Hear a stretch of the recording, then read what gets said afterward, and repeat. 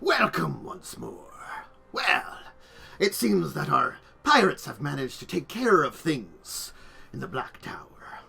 The beast of their former queen has headed off on a mission of importance in a way. What will this mean for their enemy, Harrigan? Well, perhaps entering his island will be the best way to find out. But for now, there's a meeting with the Elves of the Sea, and a war approaching. So, join me. Sit down once more. Another round of drinks. It's time to continue our tale, and for you to learn about the Elves of the Shackles. Alright. Greetings, everybody. Welcome. Buccaneers to Shackled Sea. I hope everybody's having a fine Wednesday.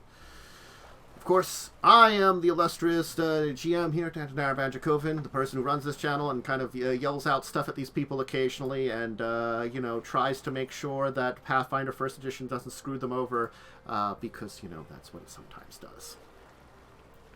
But, joining me is this illustrious cast of people who are ready to continue the adventures from last time, where the, good old, clip-off queen wandered off to go attack Harrigan, hopefully.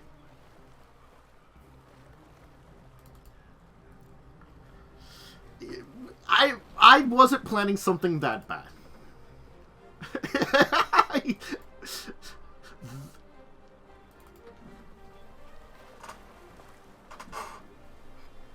Hey. This is a different sea witch than you know. This is a man witch.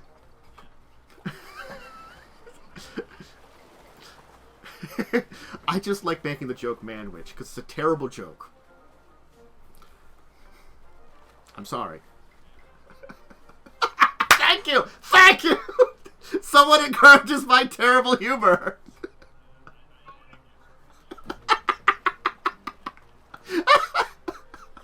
Yes! Encourage me! Oh god, you are. Damn it! The sauce joke! No! It's lost forever in time. No! No one will ever hear it. No! This is a beautiful moment because it only exists for us.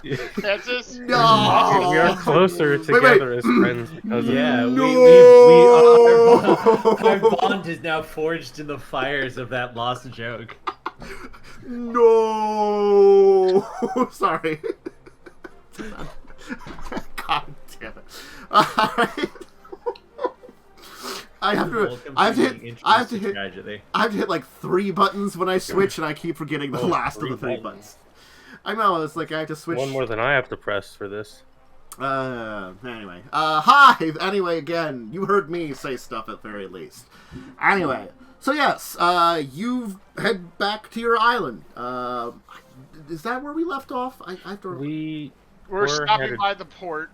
That's right, you were getting shopping. Port Peril, shopping, and then we're going back to the island with you. That's right, we left off in the midst of shopping. Shopping montage. I hope everybody finished up their shopping montage, because it's away from Port Peril once more, and back on home. You may or may... Sea Elves. Yes, just meet some Sea Elves, and you may or may not get a shopping chance again. You might not. So I'm hoping your, perhaps, final shopping trips were worth it. Yeah, it was probably like worth it, yeah. Dramatic music added on there with the word final. Dun dun dun. Anyway, alright. Returning to Isle of Empty Eyes is a fairly routine task at this point in time. You've had plenty of experience over the last probably couple of years mastering the waves of these shackles and getting an idea of where to go and how to travel them, especially We're with... so old now. Yaalkol's gonna probably die soon of old age. Yeah. Look, he can't die younger than a goblin. Goblins at least live to 50 if they don't die to, themselves. It just takes a little effort. There's plenty of people who died. He's already died once. Bro, full-blooded orcs, I think, barely even live to 40. Again, goblins, the joke is that a lot of them die to their own causes, because even the civilized ones still like setting things on fire. There's just something about that that just can't get over. Orcs are venerable at 40. But it's like kobolds live over 100 years, but most of them die at the age of 10. Yeah. Yeah, they live in really terrible situations normally, and it just, God. Orcs and goblins have the same lifespans. This is one of my favorite things about playing like a race that's not typically in Pathfinder is I don't know what my lifespan is for certain. Tantus decides that, and I'm assuming it's going to be more longer than the span of this campaign. Yes. He could as a bit be like, the last thing that happens is I have a fucking heart attack or some shit. Hey, roll a 4. That would be a genuinely hilarious thing to do. I'm sorry. Make a fort save versus heart attack. I will say, kobolds don't live 100 years in Pathfinder. Yeah. They live as long as goblins. Yeah, I think they're just another the shorter-lived races. Anyway, so. Rest in peace, kobolds. Rip. Yeah, it's fine. Rip Kip. Anyway, Kip. Everybody remembers and loves Kip. No one I don't know if anybody actually remembers Kip. I don't think we did that on stream. I can't remember. No, we didn't. Stream, no, it was off stream. Yeah. I remember him though. I got kidnapped. God bless. You did. I got kidnapped. Alright, hey, we haven't been kidnapped in this game yet. Not yet. No, Well, I think it's a lot you harder did to at kidnap the this start, character. yeah. You did. Well, that's true. It's a lot harder to kidnap this character than a level 1 witch. Yeah, that's true. It's a little different. So you've returned to the Island of Empty Eyes once again, fairly rapidly, and though you get the sense that tensions are running high. Certainly, quickly and efficiently, you have heard word that though you're not sure of the exact date as of yet, it seems as though the rumors shouting around are that Harrigan has begun to assemble his fleet to sail it to the island. So it won't be long now before the battle will be begun. And certainly it seems as though your own forces on your island have begun sending word to the allies they've been informed about. You technically have lower level spellcasters that can learn something like, I don't know, called sending and send messages to places. That is a useful spell. Yeah. Turns out, when organizing a pirate fleet and you're like, hey, contact these people, here's information, boom, they can do it, that kind of thing. Turns out it's helpful. Sending's level 7 wizards, I think, get sending. Yep. Yeah. I believe that's around the time you get it. Guess what? Those are, traditionally level 9 officers hit around that point in time, like 5 to 7, so can get a couple of those very easily. Anyway, so, certainly the mood around the island has been shifting a little bit since you were last here. As you were sort of on a more high when you were last at the island, you can sense coming ashore to your fortifications that certainly in the small burgeoning town that's at the port here outside the fortress, there's a lot more tension in the air. A lot of the folks here are traders or workers. Some, pirates that, have, or people that work around pirates that have signed on. People that are like family members of some of the crew that you've taken on, things like that, that have been moving into the island over the months now and kind of building the place here. And certainly they're probably not nearly as prepared. While pirates tend to be just sailors, they're still ready to fight. They might not have a lot of skill. They're ready for it. There's a lot less feeling of that. It seems to be around the town, at very least. Not to say there aren't people here that would be ready to fight, but certainly plenty of people that aren't. You are back in time for the time that was arranged with you for Captain... I'm going to say his name completely... There's something. Daramir, is that his name? Yeah. Hot dude? I can quickly look it up in the list here. Oh, come on. Where do I still have it here? And Yours. Fire I move it. Council. Daramir is the elf guy? Mace? Yeah, that's it. Yep. Mace Daramar. Darimar? I don't know how you'd say that. It's elf. Yeah, Darmar. It's also sea elf, so it's not even like normal. Hot elf. He's got a chiseled jawline, He does quite have a chiseled jaw. which is unusual for elf. Well, he's a Yeah. half elf, you know. So Yeah, exactly. That's what all sea elves look like. He gets, Human's pulling some weight there for that look, jawline. look, okay? That's all look. I'm You know, saying. the human has granted him chiseled jawline, which accents his soft and warming features that he granted from an elf for a perfect mix. He is the ultimate expression of elf and human together. A chiseled man meat that is ready to show off his mighty, shrewd ways. Anyway, He is buff. he is buff. He's also shoeless. Most pirates are shoeless, though. Put you back in the shadows. Yeah, I wear Which slippers. isn't healthy. I mean, honestly, like halflings never wear shoes. So, They got To be fair, the half-inch feet are fucking massive. well, I mean, they're built for it. Anyway, so, is there anything in particular you want to do on your island? Let's say you have like a day or two before the meeting. It'll be during this time that, you know, like the fleets you've called upon will be getting to. Some of them have been here. Stuff like Sandra's fleet has just been here. It's kind of weighed anchor when it came in, and certain other forces have been out doing things. Like your probable group, that's the fleet technically that you control, is probably not quite assembled yet. They've been out doing like jobs set up for things. So like you'll have to call in your particular group of ships, things like that. So, certainly you can do that. Now, anything else anybody wants to do, or do we want to move on to the meeting? I would probably touch base with Ambrose? my brain. Yeah, Ambrose, the cool dude. Yeah. Cool, yeah. I mean, he kind of like has at this point in time, because of the change of how things have been, he's kind of moved away from being in charge of the cafeteria in the fortress. He kind of actually runs a small tavern in town, and occasionally cooks for special events for the governess. So, you know, he settled on, because of his drinking, for, you know, a bar, a tavern. So some food, some drinks, you know, keeps things simple, and still plies his trade occasionally. You know, he'll be one, you know, he'll be ecstatic to see you, of course, and it'll be wonderful to catch up and learn a few things about what's going on. All right. Yeah, I think, I guess we should, like, probably bring a gift of some sort.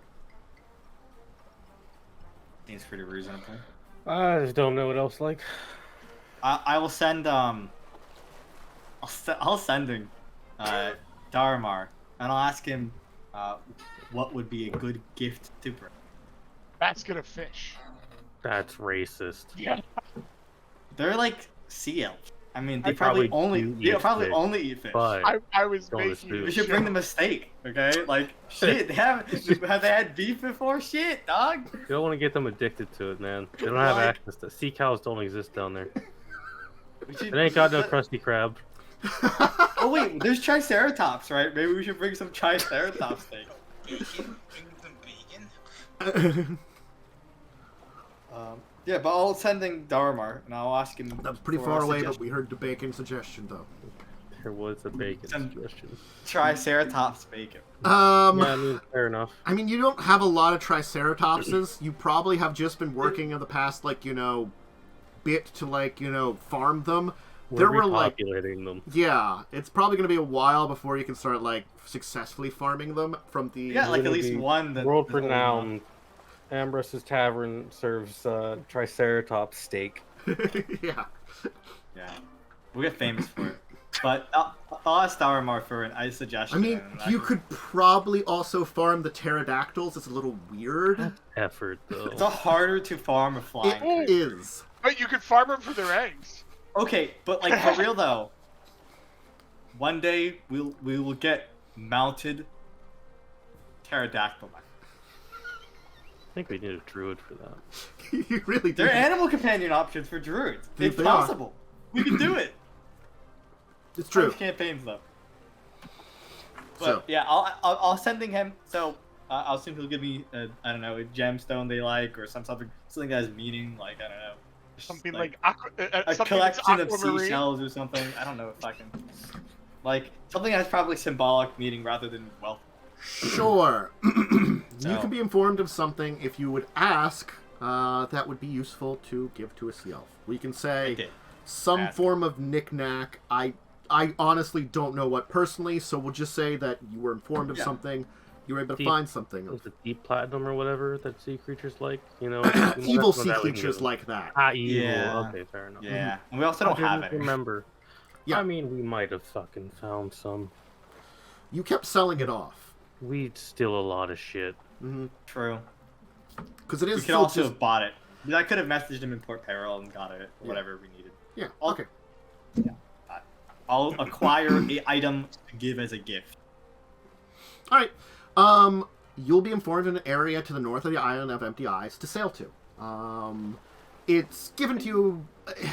There isn't really exact coordinates, so it's sort of like you're told to head to a small island that's sort of to the north of yours, and then, like, head directly west for, you know, a period of time, and you'll be greeted by someone at the surface that should keep an eye on the water for someone to wave you down for where you can weigh anchor.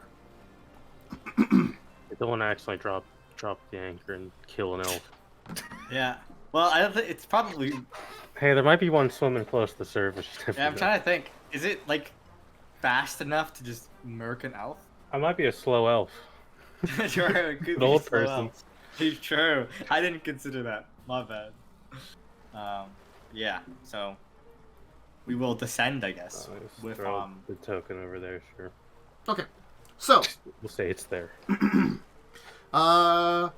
you'll be greeted by a sea elf who introduced himself as, I am Elor Noir. Greetings. What language are they speaking in? Common. Cool. Oh, thank God, I don't speak Elvish. Yeah, Wait, I was asking. I speak a couple of the languages they could speak. I do not speak Elvish. And there's the name, Elior Noir. Noir. I keep trying to... What a name. Yes. Eliore, Nore. Yeah, fucking Lord of the Rings it, okay? Uh-huh. Just. Yeah, right. Am I wrong? Right? The Lord of the That Rings could would be- do that exact thing. Yes, you are correct. Nore. No. You are correct about Lord of the Rings. I can speak Aquan.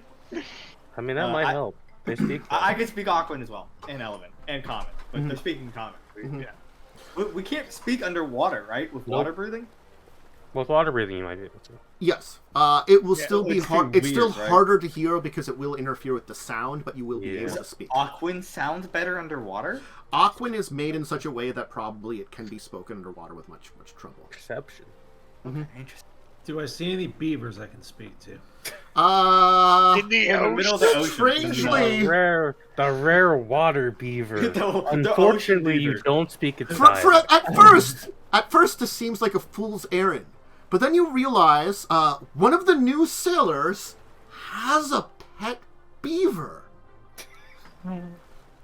That's dangerous. Why would we bring a beaver on a ship? It's gonna build a fucking dam out of our ship. It's well trained. Thank you very much. Want to chew on the mast, man. Yeah, It's gonna chew on the guy with 4 pegs. yeah, it's gonna kill Jimmy. It's gonna kill his legs. Jimmy, no! It's his arms and legs. It keeps it in a little like a harness A or little something. leash. Yeah, like a little Like a leash. little leash. Well, Jimmy's just become Stumpy. Yeah. I mean, that's his lively nickname to the already, beaver. okay? Okay, He's got... Terrible. what did you say about the beaver? Sorry. I'm just gonna talk to it. Okay. You have a meaningful conversation. It's in fact it seems to be a fairly intelligent beaver, you think? But again, like just talking to the beaver. person. Bird beaver. Per- you know, it's one of those weird things of like, is it more intelligence or just because I can communicate with it? You managed to convince it not to eat your mask, though. It was tempted. It hadn't gotten to it, but it was tempted. Anyway, Glad we back got to the this point. sea elves. Yaalkol's like over there. Making chittering noises with the beaver. It's a pleasure to meet you, Elior Norre. I am Revia Gavet. These are my companions. That's Yaalkol, the captain of the ship, Kester, Myste, and that's Jacub. Is your captain a druid? No, he can just talk to beavers, I think. A strange ability. I don't I know. never The questioned weird, it. the strange, fuzzy creature that he speaks to seems unusual. Regardless, Eastwood. you may refer to me as Elior. Once you are prepared, I will escort you to the meeting place. Unfortunately, the village in the area here was unable to accommodate your kind for long periods of time, that you would be required to use large amounts of magic, especially depending on how long this meeting would go. Most of the areas that are outside of water were not suitable for such a meeting within our village, so we had to find a nearby cave that we'll be leading you to. We have furnished things as best we can with a short period of time. I hope they're at least acceptable to you. Of course. Well, I cast water breathing on the party. Mm-hmm. And then we get going. All right, you'll be led down under the water. Probably in this area of the water, it's probably at least like 100 feet down to the bottom, and into an area of kind of like this kind of rocky, deep reef area. That you know, you'll see kind of like an outcropping where you kind of go into like a kind of like almost like a reef cave. And going through that, you'll eventually come into a area where you can see light, because it's honestly dark down here. Water, ocean, you know. Yeah. You It's will also wet.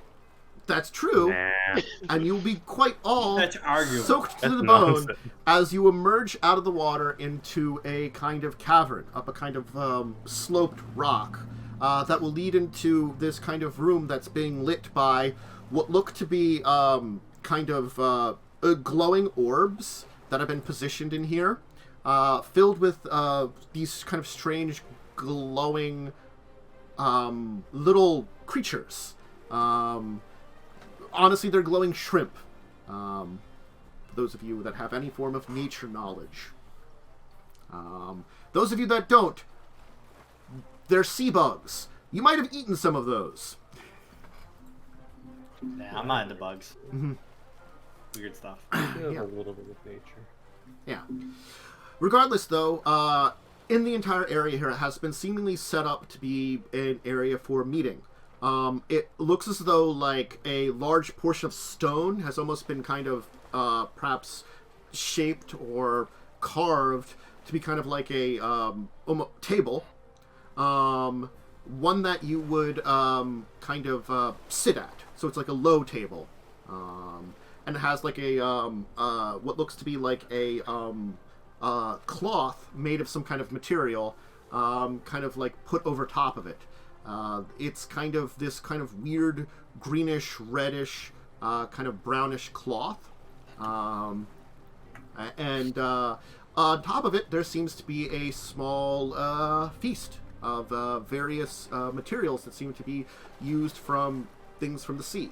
Unusual things that have been made through various sea plants and sea creatures, prepared in very interesting ways. There seems to be a small delegation of a number of elves, of which Elwar kind of takes a seat at one side. There seems to be at the one head of the table is an elven man who, honestly speaking, has a very striking resemblance, in a way, to Captain Darmar.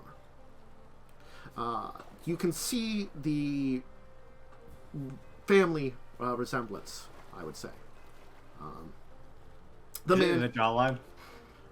No, he it's not the doesn't age an jawline. elf, so I you know. know. He doesn't get to quite the jawline. He has sharp features. It's the rest of the smooth features that would move into the jawline. You know. He'll kind of stand up and say, "Greetings, rulers of the island of Empty Eyes. If you would," he'll kind of mention to the one side and then mention also to the other end of the table.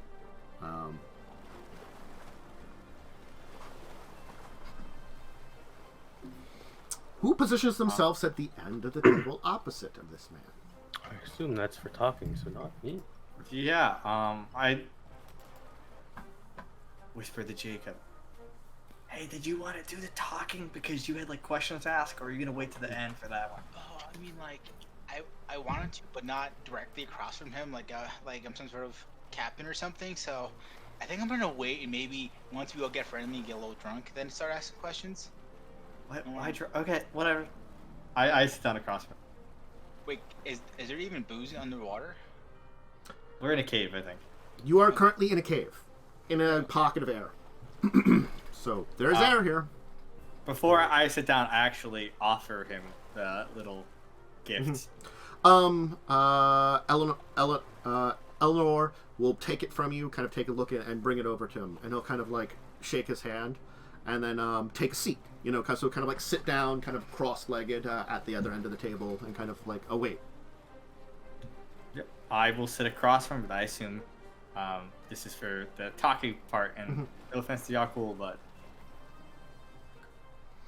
Cool's only good at talking to beavers. No, Yaalkol didn't even make his way to the other the seat opposite him. He looked at you when he saw that. yeah. He assumed that was for the talkie person.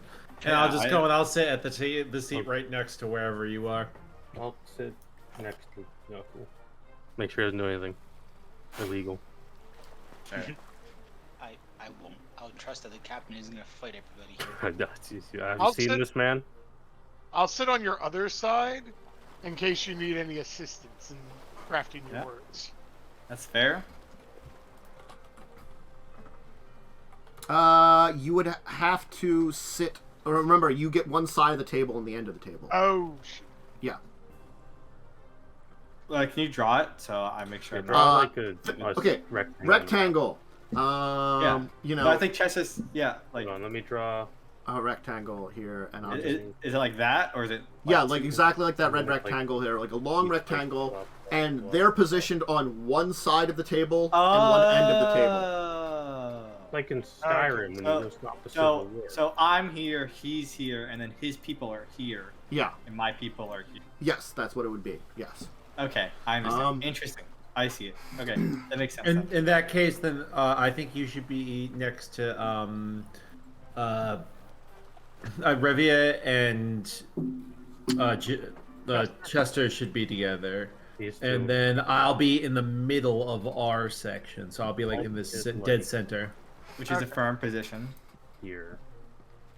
I guess. Yeah, so I think that's what I'll do. Well, I guess it's the table's one shorter theoretically. And then maybe Myste, you go betwixt me and Chester. Yeah, I should be like here. So just to visualize that. Okay. Not Wait, that it wait. matters. I'll kind of through the map here briefly just to see how they've been. Just to give a visualization. I guess this is technically one shorter. It would be. For, Yeah, we'd Why say like not, there's right? one seat shorter technically or something like it's that. for rock There gut. you go. This chair's for rock gut.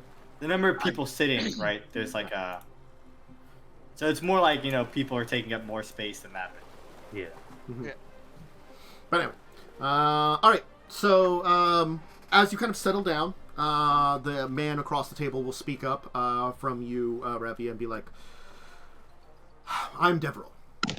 I'm the father of the one that you know as Myste Darmar. I'm an elder of our people here in the Shackles. And from what Mace has told me, you would be willing to negotiate. It seems as though you do require our assistance with some matters, and perhaps we can negotiate your assistance in our matters." Yes, we have a problem with another pirates on the surface.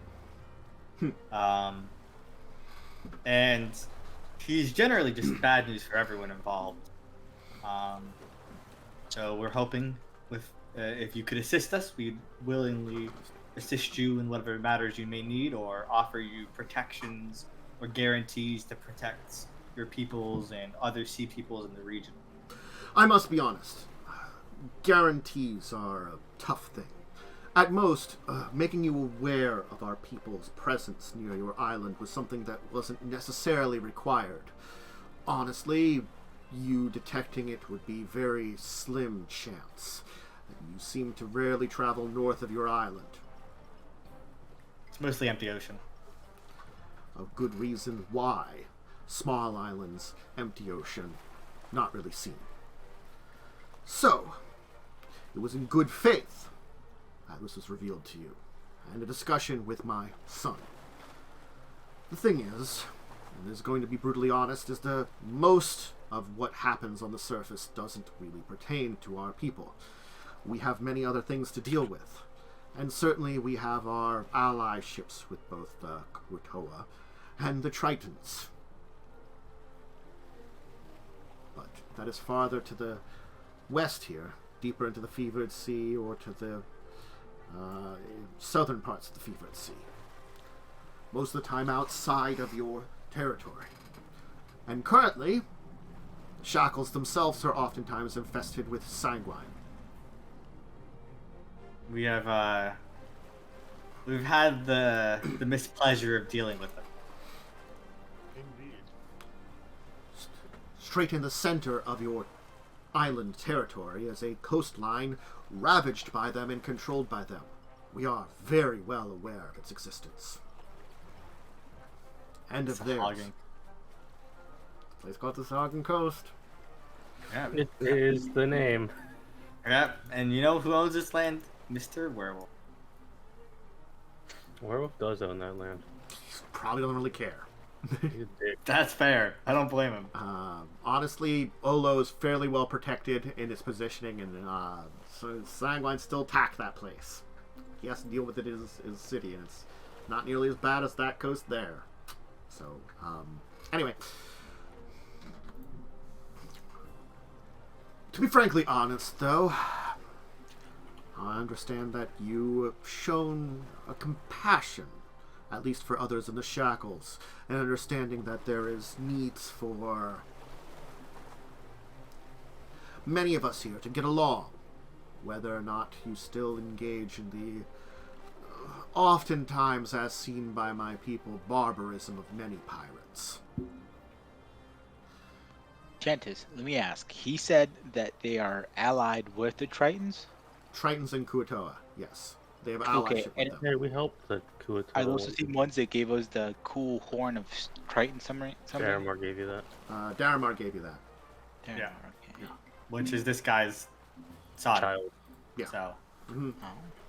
I think that doesn't really change our particular.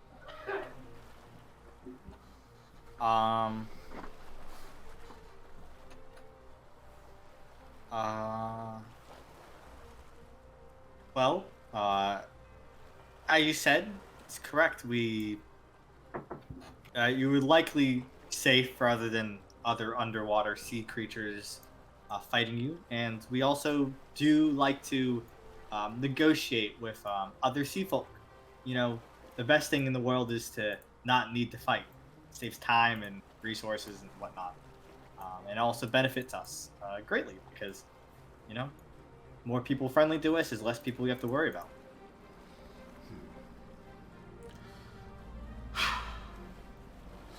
Let me be frank before I dive deeper into anything. Currently, as your government stands, if I can call it that, it is very,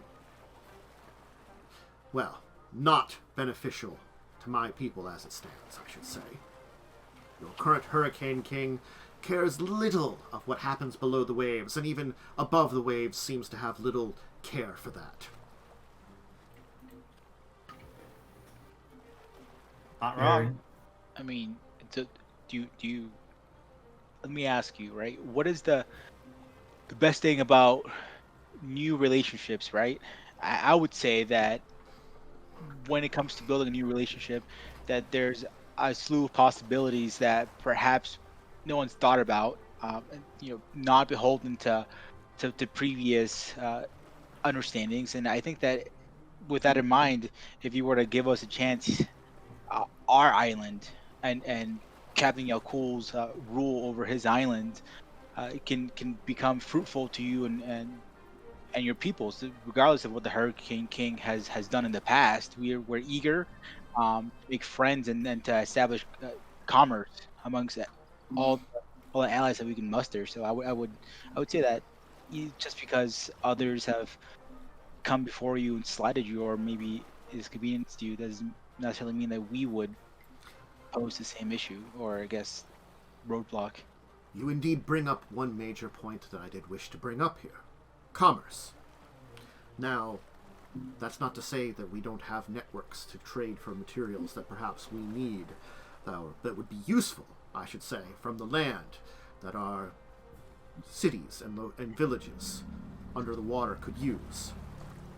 Certainly, a more direct trade network would be useful. Difficult, but useful. And certainly a friendly port away from dangers, such as the Sahagwan, would be helpful. So, perhaps as part of this entire deal, commerce could be established. That is definitely a point I was going to bring up, and I thank you, young one, for bringing that up. Additionally, we in relation to the Hurricane King, we are on the Pirate Council, meaning we can advocate for problems related to Sahagin more so than really any other people you would ever deal with in the Shackle. This is true.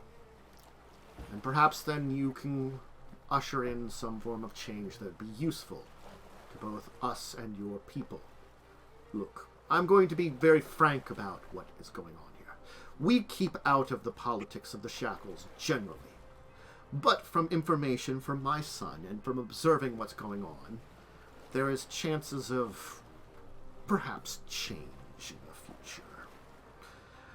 Look, we would have supported something like a new actual government with some actual decent rulers in charge. Granted, our people might not have the best system. I sometimes disagree with plenty of my other elders, but many of us are chosen from our families because of our experience and knowledge, and we use that experience and knowledge to look after our entire people, not just our city. All of them. So, the thing is, your council, from information from my son, and from what I've learned of you, has members such as yourselves, and of course him, who find themselves in positions where they want to look after all the Shackles. But greed and maliciousness seems to run rampant in it. Perhaps it is time for, rather than a scrubbing clean, at very least a cleansing of the disease. I am not saying that is something you must do, but something you must consider for continued friendship and allyship much later into the future. As we will live long beyond, honestly, all of you, and seeing you and your next of kin forming something akin to what it is now would be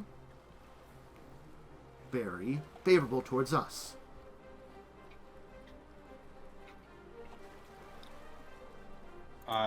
Can you restate what the disease is again? Is that the Sahagin? The disease is, I assume, the corruption and greed of pirates. That's what he was referring to. That's what it sounded like to me, at least, out of character. That's exactly what he was saying. Okay, yeah. I got lost in them. Basically, he says, being chaotic neutral, chaotic good, whatever, there's a lot of very chaotic, evil, awful people that perhaps should be eliminated from this entire endeavor because they don't really bring goodness to the entire Shackles as a whole, and maybe unity to the Shackles as a whole. Let me ask you a question, Elder. One of those hypothetical, right, Revia? Yeah. Let me ask you one of those. So, if there was a situation where people could be eliminated, are there particular bad people that have been issues with your relations? Starts making a list. With us personally, there are plenty of pirates that we've had run-ins with in the past. Many of them have found that doing so has been negative to their health. There have been more than storms that have brought down ships, I will say. So certainly we've been able to protect our own, but it also means we can't really deal with things like the combined threat of this Harrigan, as there are plenty of, perhaps not the most favorable, pirates that hunt those areas.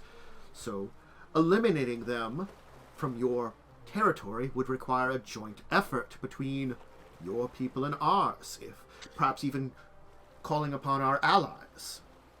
Not to say they'd be completely gone, but we could perhaps wrest them out of their bastion and cause some form of peace within the waters. I'm sure plenty of your people would care about this, but it seems there's plenty that would just ignore this. It doesn't do anything to them. You know why this sounds so great? We're gonna deal with one of those bad eggs. That's what we're asking you for help with. He's the worst egg of all. He's bringing Chelix down here. I have knowledge of the Chelaxians, but again, the one thing about them is that they would... I would not wish for them to be in the waters necessarily. Their tendencies to take prisoners and enslave them rather than ask questions tends to be a negative thing, but it does not mean that they would not be open for negotiations. It would be tougher to say, but at least they'd be at the table. That's the difference between things now. Hey, we're at the table right now. You are. And you know what? Yaalkol here might be a new Hurricane King in the future. That would be... I'll look at you for a moment and then back at him. That would be something that would be looked at very favorably by our people. It seems as though your proclivities seem quite more towards violence. At very least, you have the ears of people that you would listen to. Hey, no one has ever said Revia Gavet would not be willing to make a deal. So, trade and assistance with your problem.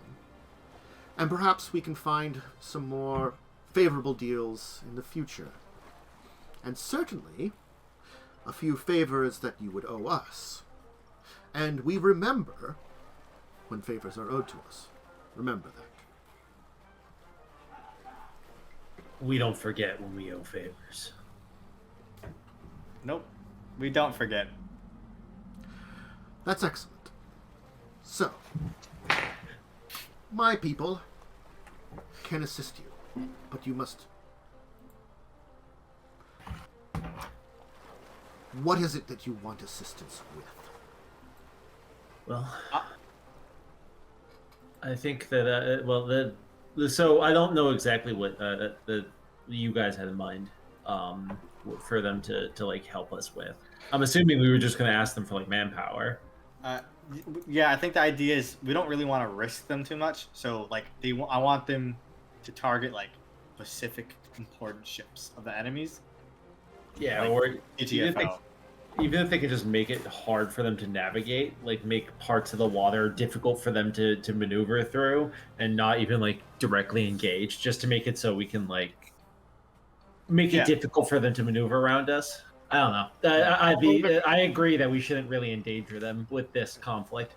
Slow them down in some ways. Exactly, yeah. Or if we like, maybe we can have them standing by. If we're able to win and push them back, they can help slow down their retreat. That way, that's a good one. We can make it so if we do win, we're guaranteed to clear a route and maybe overrun them. That's just a thought. I mean, one of the good ways to disrupt your enemy forces is to slow the replenishment from the back line to the front line. And so there's always like transit and logistics that goes in between. Maybe they can do some of that stuff and do some old school sabotage. Hell yeah, Alright. some logistics strikes, baby. It would be favorable, in our opinion, that we would assist you in defending your home. We respect that kind of thing, and certainly if you would have asked us for something more aggressive, we may have said no. But because we are friendly neighbors, we are quite willing to assist our good neighbors to the south in preventing very foul people from treading upon their home and causing them much dismay. Once they're repelled, they're not your problem anymore. Out of your waters, out of your life. At least for now. But perhaps in the future, when you help us with a favor, we'd be willing to listen to another favor again.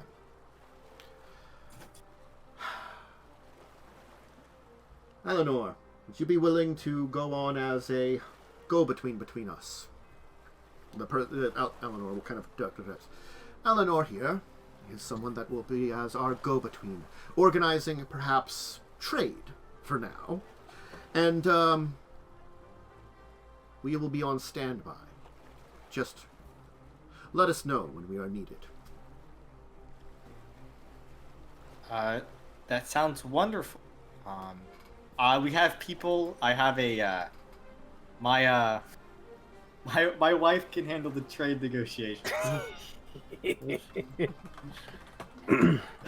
Which one? I only have one wife for now. He's got, no, okay? Revia has a wife and a boyfriend. Oh, there it is. Okay. We're not boyfriend. Listen, we just They're Friends sex with friends, okay? friends Sex with benefits. Okay. Yeah. Look, just we're gonna keep it. That's Might what do it that with is. your parent as well. No pay. No, Peg. That's just what it is. Okay, well then it seems as though we have have an understanding with these guys. Did we have anything else to discuss with them? Oh, sounds good. All right, cool. Unless like anyone, I guess, wanted to see. Well, Jacub has his thing to discuss, or maybe like trade of magical items. They might have something cool someone wants. They might be worth trading for, but I don't know. I think I gave all mine away, but I did have some stuff. If everything was, if you guys were done being formal, why do you want to start asking questions and then it kind of ruin the mood for everybody else? Now's your time to shine. Okay. I'm gonna walk up and kind of look at Revia, and then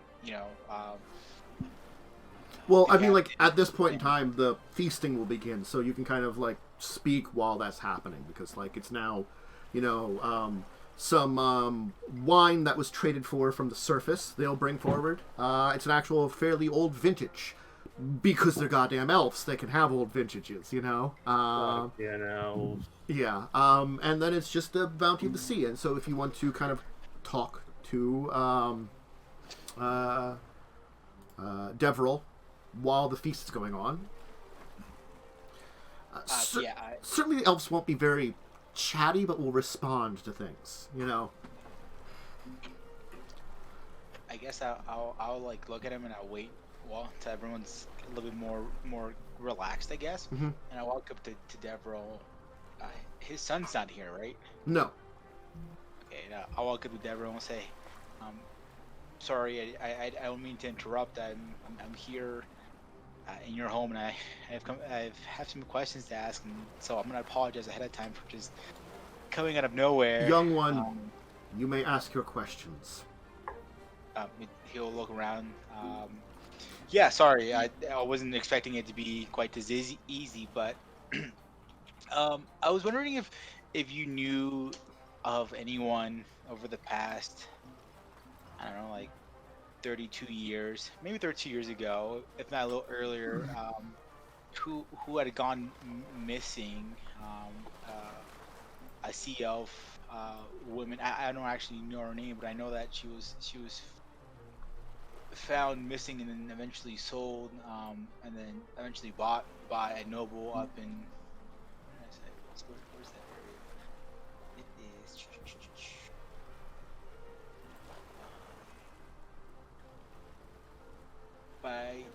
Was it Lily White? Is that, I don't remember this map too much, but yeah, by Lily White. I'm looking for that person, as it seems that we have a lot in common, and I think that I might be related to them. And I was wondering if you could help me. You remind me of my son. I see what you are searching for here. He took a long journey to locate me and to discover me. Honestly, I was glad to see him and to find him. You see, before I answer your questions, I will say one thing that will respect and give you an idea of what this person might be thinking. I found love in a human woman on the land. She saved me when I was gravely injured. And we had a very wonderful time together. She bore me a son. But I left before too long. It is more than just how my land-based cousins are. Those elves of the land have opportunities to, well, share more time with them, knowing well that they will outlive their loved ones. Certainly. Things are ephemeral, and you never know when they will end. You must enjoy what you have while you can. For while we will last, the world around us changes often. We of the sea, though, we are different in a way. Though we can go upon land, the ocean is our home. We are of much more different worlds. So I found love. But I had to leave. We have to leave. We can only admire from afar. And hope that perhaps something like you and my son are representatives of that love left in this world.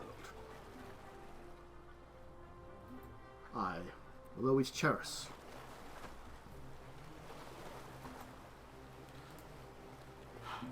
You can honestly see that he's emotional at this point. He's like, I will always cherish Myste. I'm gonna put my hand on his shoulder and be like, I'm sorry. You must have gone through a lot, and I know that your lifetime is probably incomparable to my half-breed lifetime and those above. But well, certainly our children, your kind, live much longer, and though I may outlive my son, I will be much more an elder when that happens. It will be many, many years, and perhaps, for I am already a elder in our community, he still may outlive me.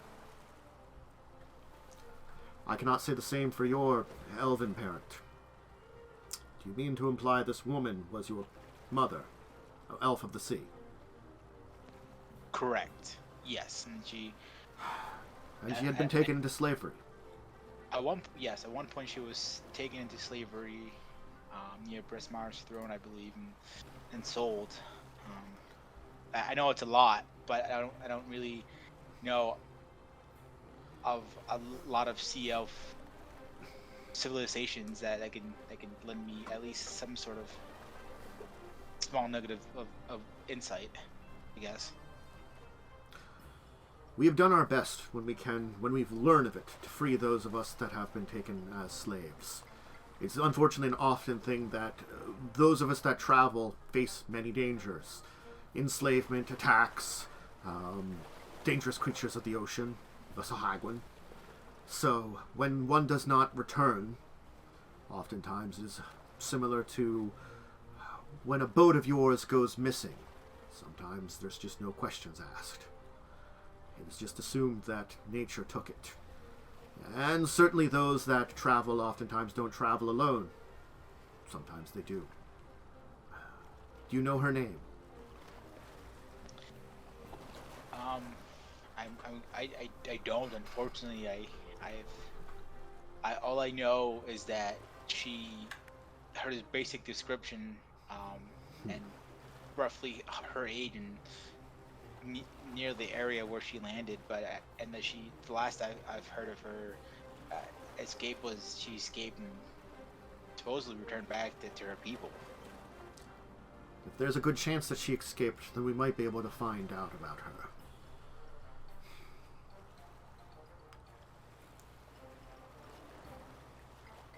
When this battle is done, when you are ready, contact my son. Yes. Okay. Yeah. I mean, that sounds He great. will bring you to our city.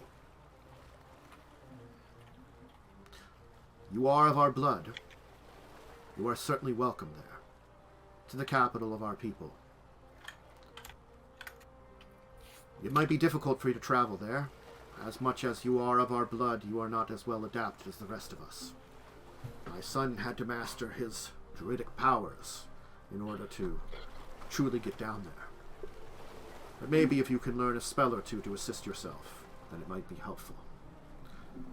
But come, and we will see what we can do to find your mother.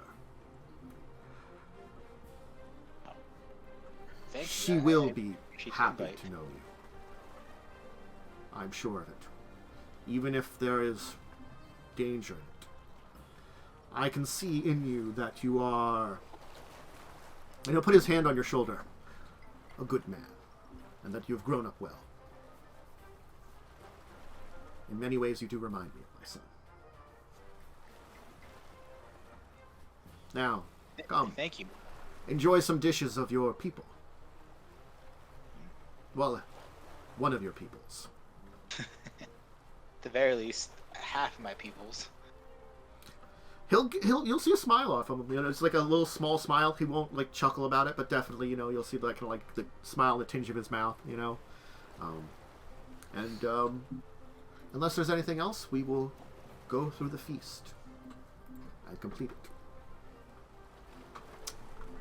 All right. So, you've had a wonderful feast with the Sea Elves and made an agreement with them.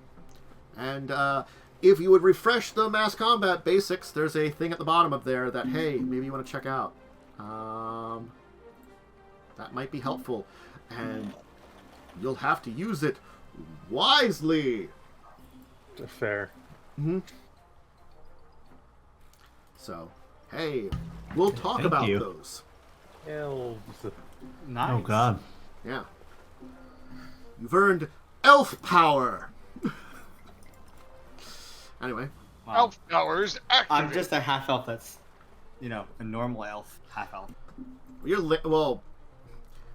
you're specifically a little different. You were born, weren't you born to Yeah. two half elves, which can Yeah, happen, yeah, which happens. Yeah, I'm a half elf from Havel, yeah. which is weird. It's Uh, uncommon. It happens occasionally. You know, it is more uncommon. But all What a right, freak. Hey, you're just a human. That's the opposite of being weird. That's Imagine I mean- only being human. you do have robot leg. do not. True. I wasn't born with that. You weren't born with that. You just gained it. That's not true. You always were missing a leg, okay? That's just how it No, works. the leg got eaten by a shark, and that's why I have a +1 against all aquatic creatures. Well, kill these Sure. elves then, alright? They're aquatic. No, They're probably not aquatic. I don't know what sales count as. I think they are aquatic. I think they're aquatic humanoid. Yeah. They're like the aquatic, humanoid, and elf subtypes, I think. But we made a deal with them, so they don't have to get shot. Not today. If they fuck with me, I'll shoot them. But you know, they're pretty chill. Okay. So, what is your next plan? Head back after you're done. All is said and done. Yeah, I think so. We're done with elf people. Okay. Yeah, I think we call everyone to the island then as well, and we prepare Yeah. a war council. Nice. Okay. Certainly, you can finish the call to arms and prepare the council. I will tell you, there will be a message from Chelix for Myste. In what form? It will come as a letter. Okay. That was passed off to Cog. Okay. He had been on a run to pick up some materials from Port Peril as part of his ship, and while there, ran into a familiar face who managed to get down into the area and drop off a letter. Unfortunately, could not separate themselves from business, but were able to get something for some information. That's fair. Schedules to keep and all. So to best summarize the letter, it will read that looking into what you talked about, it did seem as though that there was a number of groups that seemed to be busy with something. There was a confederacy of merchants that their exact loyalties were questionable. The reason that's kind of said is that, like, it seems as though that there was noble influence that is over these merchants, it's thought. Chilaxian nobles. And there was a call to hire on a group of mercenaries. And that were going to be doing some kind of job. It's assumed that perhaps could be the group you were talking about directly. And your sister did some maneuvering and managed to basically set it up that these mercenaries are going to have a hard time assembling, perhaps within the time frame that they needed to assist for this battle. Okay. She will send a warning, though, that if you are victorious in your battle and you try to chase whatever forces back to where they came, I cannot stop the mercenaries. They might be there. They certainly will not be a force matching whatever you have left, but it might give anybody on a shoreline time if you were to take these forces on. Okay. So be aware that they would perhaps be there. I would pass this letter on to you. There is some more information, though. More than just that. The Third Chilaxian fleet was having some strange maneuvers to the north. They don't seem to be moving towards the Shackles, but they've been observed away from their normal areas on some form of military exercise. Rumor has it they've been testing some new weapons. Okay. Spooky. Doesn't know if that's related to anything, but that was heard. All right. And certainly, again, they would whatever would happen, they'd be around the other side of the eye, honestly. But that doesn't mean anything, you know. You don't know. That could mean something for later. Doubt it means something for now. Okay. But again, it is happening around the same time, so they might even just be observing what's going on, honestly. So be in mind of that. That's kind of the idea that your sister seems to be thinking, that she doubts that this is pretext to some kind of invasion. But a large-scale battle in the north of the Shackles, especially if one of the groups might be involved with Chilaxian merchants and or nobles, is kind of something they might want to be observing. And honestly, she doubts their interference directly, but they might do some things to indirectly interfere. there is the possibility of that. Like, assassins or, maybe some kind of supply support, or maybe shipping over like a cannon or two to certain vessels or something like that secretly. So, because Chelix is still not in that position for direct battle. Yeah, the last 2 times they tried that, both their fleets got sunk. Yes, if they're planning if they're planning something else, they probably want to make a much better plan than last time. And honestly, Chelix enough. Whatever they're doing, they probably, at least, even if it's just observing, it's probably for the betterment of what their next plan is. Yeah. So I will pass this information off to Revia. Yeah. Since Revia is the one kind of handling the assembly of fleets and such. So those are the 2 bits of information that you know. Yes, Harrigan is summoning an extra fleet, but it'll just be if you attempt to take on his fortress, where it is at, then you will have to at least bring enough forces to take out what is there. Yeah, which, I mean, that's fine. And again, the big thing is it might delay an assault, so think about that too.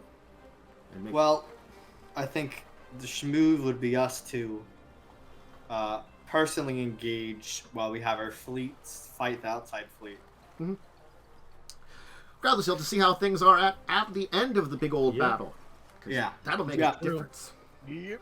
It's hard for us to plan for that outcome. Until we know what's happening. But since we know that, we can plan for that on the way to Harrigan's Island. All right. Well, yeah, we convene a war council. You convene Okay. Do something before the council. Okay, cool. I summon a Mr. Yaalkol to my workshop. So that's kind of just where I live at this point. Yaalkol comes up and he's just sort of... He's been, trying to figure out something to do on the ship. But doesn't really have, a whole lot of responsibilities, since most people are... He doesn't actually do much of the day. But, so he'll come in, just sort of wander in, yeah, what's up? Yes, I wanted to show you something. Okay. She'll kind of gesture you over to a chest. She's gonna open it. There's I suppose the best way I could describe it is a very odd scarf that seems made of many patches, and you can't quite tell where it begins and where it ends, and it's very difficult to understand what's happening with it. Yaalkol will look at it for the better part of a minute, and then look over to you and say, "That thing's weird." It is my family history. Then it's beautiful. Thank you. My stitching is not quite as good as my mother's, but I need you here for a very specific reason. Could you please just stand in whatever pose you'd like? Pose? He'll uncomfortably shift a couple of times, trying to decide what's the pose, but then inevitably he'll just go to his normal resting position, that's slightly awkwardly, arms just a little bit hovered, almost like a fucking NPC. You're like, yeah, basically just and then I will just look at you. Motherfuckers out here looking like a Half-Life NPC. yeah. If he could have a double chin, he'd be double chinning it. But he's a dragon. I don't think he can I don't think that's how his muscular structure. I assume dragons can get fat. Nice day, isn't Yeah, it, but he's not Freeman? fat. Okay. What's your goal? 22 or some shit? He's a very big boy. I have a 24 strength and a 20 con. Yeah. Ooh, Galori, thick. It's like Kratos. Damn, boy, he thick. Damn boy, he did. All right, so Yeah, Godzilla swimsuit model. I assume my awkward position. I can work with that. And you watch as Misty begins to stitch something into the scarf. And she requests you remain there for a period of time. Whether or not Yaalkol can do that, I don't know, but that's what she requests. Yaalkol will take no exception to it. He'll just quietly do that and will say nothing the entire time. It does not matter how long it takes, assuming it doesn't take like an absurd length of time. If it took a time where like I had to like make some saves, I imagine I might say something. But that's fair. But if it was like 20 minutes, then I'll sit there. It's gonna be like a day, right? Okay. But maybe like an hour or two. No fort saves to maintain default NPC pose. Oh my god, he's breaking. Oh god, he's T-posing. Did I just start clipping into the wall? Alright, so I'll sit there awkwardly for the length of time, and I will just be dead silent while you do this.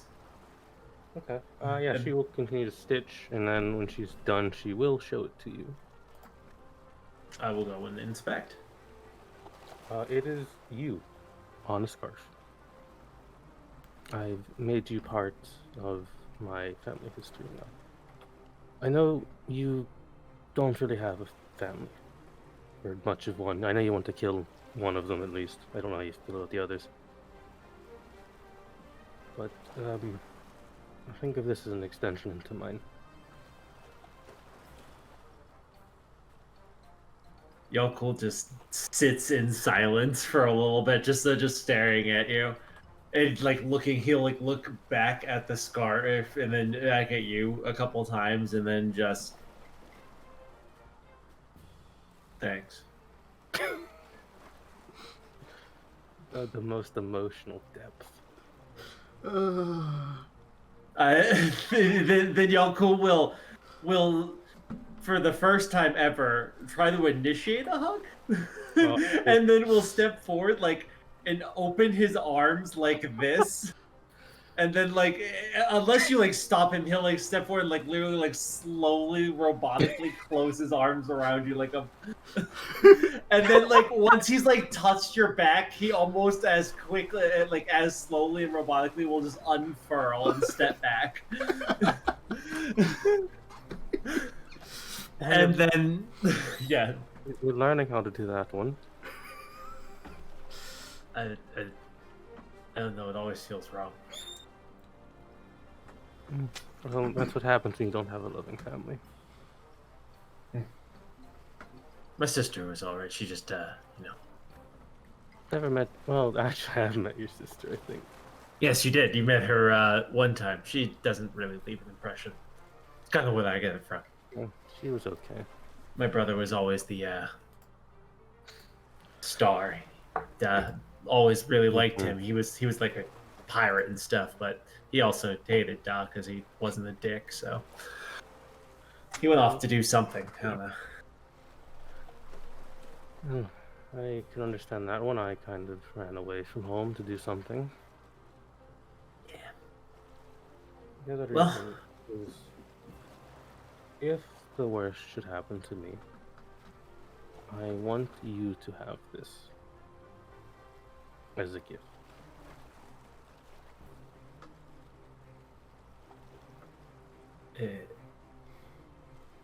If that does happen, I will protect this with my life. Thank you.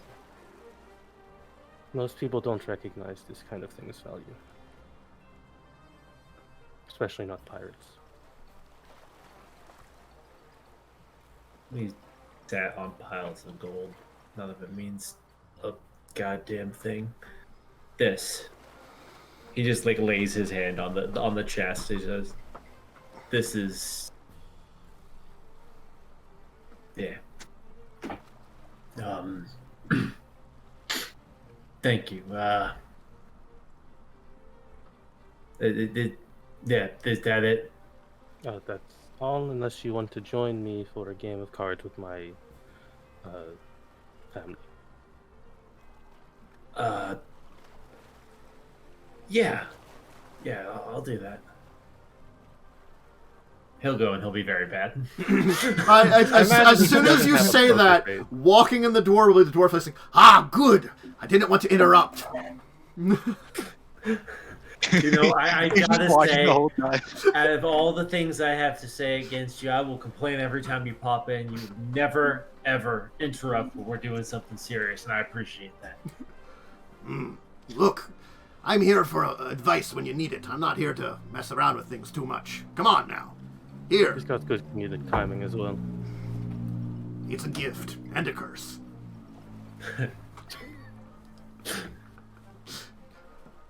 Here. Drink with me. And I will drink it then. Yeah, of course the dwarf was there first before everybody else, you know. Naturally. I was here the whole time. He was outside the door waiting. Okay, was he like heavy breathing the whole time, or was he like holding his breath? No, he probably had a bottle in his hand and was like leaning against the wall outside the door just drinking, you know? The most receptive bunch is like a dwarf casually drunk out of his mind watching you guys. Don't even notice him. He just needs to Are you listen. He doesn't even need to watch. He just Yeah, knows. true. I always notice it. Are you sure he wasn't under the bed watching them? No, Well, I don't have my that's a bed in my creepy workshop. ancestor that someone that we knew had one time, which was just weird. Yeah, it happened. Yeah. When you go on a long journey to discover where your ancestor ended up, and then you go back home and discover, Grandpa, why the hell are you living under my bed? Under the floorboards. Yeah, you know. Watching you. Just Oh watching you. no, I've seen this movie before. It doesn't I'm end here to well for protect you. anybody. Yeah, Just we watching you, played cards grandson. with the captain, who is now part of the weird little family of exiles. Yeah. Anyway. Alright, why don't we take our break here, because we're about at the halfway mark, and then we can work to our roll cancel, and then once the war council's done, I will discuss the mass combat rules so everybody out in the world knows them. And then we'll probably get into them a little bit there. I don't know how far we'll get, we'll see. But if you need a snack, drink, or bathroom break, go ahead and take them, and we'll be back in a little bit.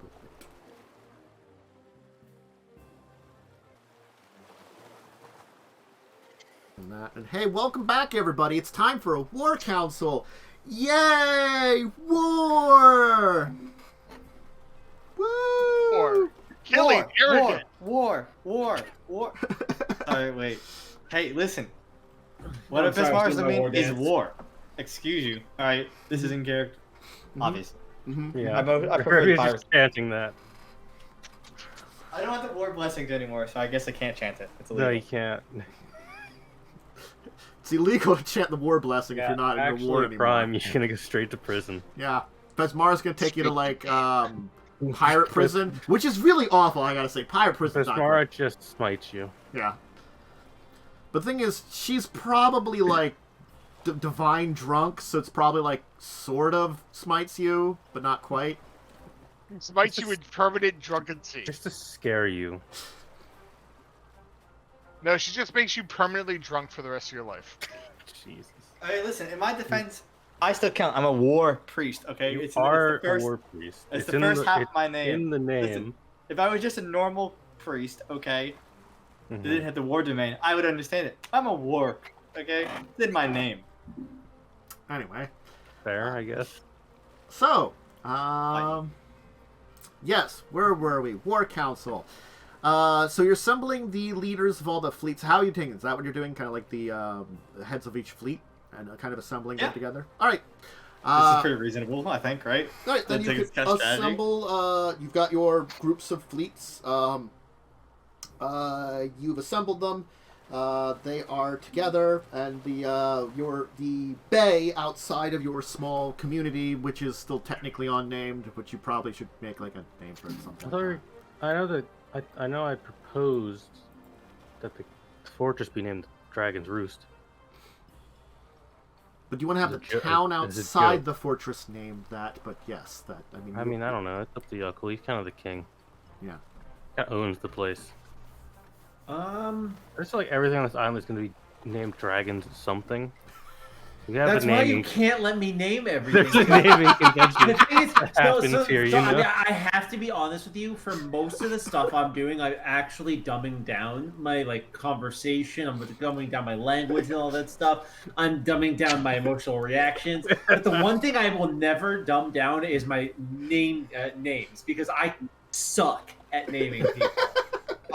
It's the town's called I the suck at Dragon's naming Landing. things. I suck at naming Alright. anything. Dragon's Hey. Promise was literally like I was like, thank God somebody did this. It's now can be a bit that my character does this, so that when I do it, people won't see it as cringe. Instead, they'll You see know, it as me being in character. yeah, you know, the fortress is the Dragon's Roost, the town is Dragon's Landing, and the bay is Dragon's Jaws. The Dragon's Roost. See, I'm telling you, listen, it's a great branding, okay? This island is dragging on. God damn it. God damn it. God damn it. Damn it. Damn it. Fine. Whatever. Anyway. All right. So you've assembled in one of your buildings within the fortress, you know, a ragtag group of pirate captains, and they're the leaders of their respectable small fleets. So they seem eager and willing to hear what's going on. War were declared. That's the whole conversation, basically. Yeah, so Like, can we I say at say- this point, just as a preface for this situation, Mm-hmm. can we say at this point, we've got word Harrigan's fleet's on the way, so this is like the final preparations before we Yes. like fighting? This is fine. Just so we can set the backdrop of Wow, the this is the scene. inspiring speech scene before we all die. Mm-hmm. This is like the moment in movies where everyone's gathered together before like the last fight. You know what I mean? Yeah. Just as like a So we have to do Just- this like we're gonna have to do this 2 more times after this for the other upcoming. yeah, but we wars don't we're know gonna that yet. start. Okay. we think this Inspiring You know, we- speech 27B. We've got This time? a civil war we have to start eventually. is like we think this is like the last thing we got to do, and then time to plan things over long periods of time. yeah, and then this is the last time we're fighting ever, guys. So let's put it all on the field. Leave nothing behind, all right? This is all the This is consumables. our time. It's time for victory. I was gonna try to do the Goonies speech, but I can only remember this is our time part of it. Sorry. I'm only 29. This is not the last time I'm fighting. I'm 38. No, it's not for anyone. All right? You ever seen like the Well, end of the it could movies be, where it's to like, be and it fair. was in fact his last time fighting. 2 days from I, retirement over here. So when we're, are we actually going to talk like tactics here? I don't know how the council's going to work. Was there plan, or is this just like a role play thing? Just role It's play. just a roleplay thing. Okay, so This part here Yeah. is definitely just a roleplay thing. You're just Gotcha. kind of Fun fact: most of our characters are smarter and more tactical and understand the situation better than we do Most playing likely. a game. Okay. One of these characters is from an ex-military. yeah. And surprisingly, none of us have ever Fought a war. I think Fought a fought in pirate general. war? I'm gonna say Fought, fought in general. I mean, I've done a fight in middle school once. I mean, Damn. Shit, he's seasoned, our veteran. Momo is a vet here. I've been in many fights in my life, so. You're our seasoned vet. You're grizzled. You're the character in the movie that's like the old guy that's been there forever and is like telling all the young people are gonna kill, but he sacrifices himself at the last moment to save the new blood. Yeah. It's Oh, the rip last Chester. moment of Rip inspiration. him. Lays on the grenade. He dies at the ripe old age of 29. Hey, for dragons, it's pretty old, so I wouldn't laugh at that. Yeah, cool. So, Yaalkol will kind of look at everyone assembled and say, well, we've come a long way since I met a lot of you. Not everyone has been here since the very beginning, but all of you have played your part in getting us here, to this island, to this moment. And it's no surprise that the person waiting to try to take it all away is Harrigan.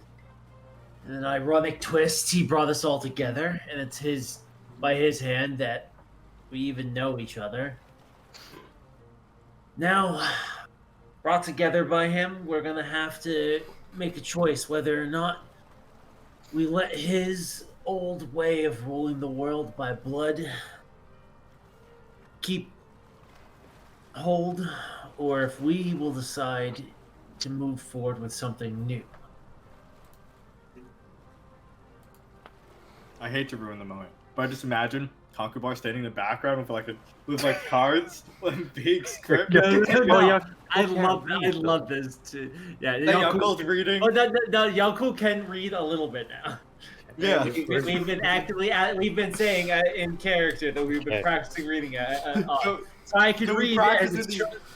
They're like big, like 2 words. No. You see, no. It's just a tear goes from Conquerbar's eye. I am so proud of what you have become. Yeah. Are you gonna? My lessons mean something to I've him. been practicing, like doing this in the mirror. Is that? Yeah. My lessons have meant something. No, that was amazing.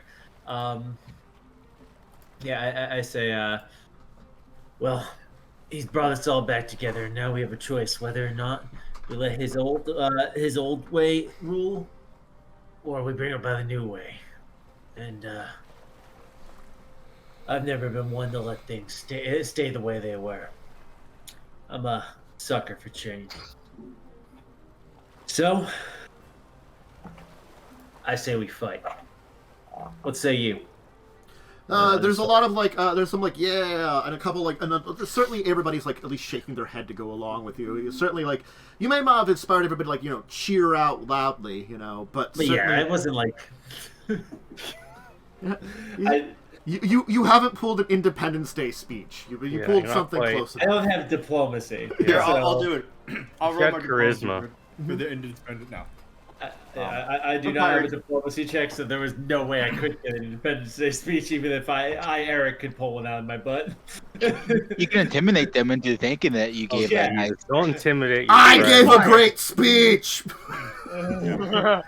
Great speech. Don't hurt us. I would argue like a coach or a guy during sports season where you're like, we're gonna be so vicious that we're gonna rip our opponent's from limb. I wasn't the speech I just gave.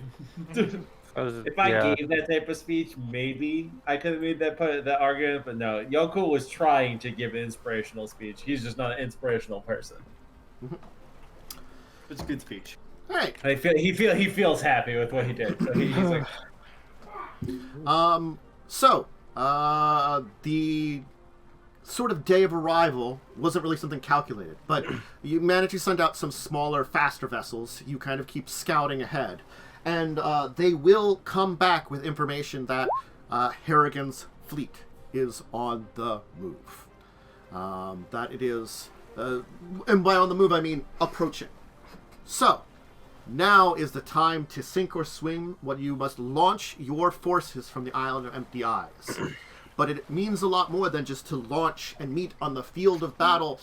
There's a lot more to this, and that is why we're going to move over to our mass combat rule basics that I've established over the past week. And I'm going to display them here for everybody on stream to see. So, there will be 5 phases to the battle. You will not know what any of these phases are until they occur. Each of these phases will have 5 rolls to them. Each of you 5 people can only roll one of these rolls. You are going to be kind of like, you're dedicating yourself to this type of thing as a result during this time period, is basically what you're going to have to think of. So, I have come up with a list of skills and other types of rolls that you can use to each of these checks. If you're going to use one of those, I've given them a rank. Rank will affect the DC. You can make some arguments once you choose a roll, that if you make some good arguments, you could increase the rank of whatever it is. Or if you're like, hey, I want to roll this other thing, here's a great reason. If you give me a great reason, I'll allow it. Come up with something creative.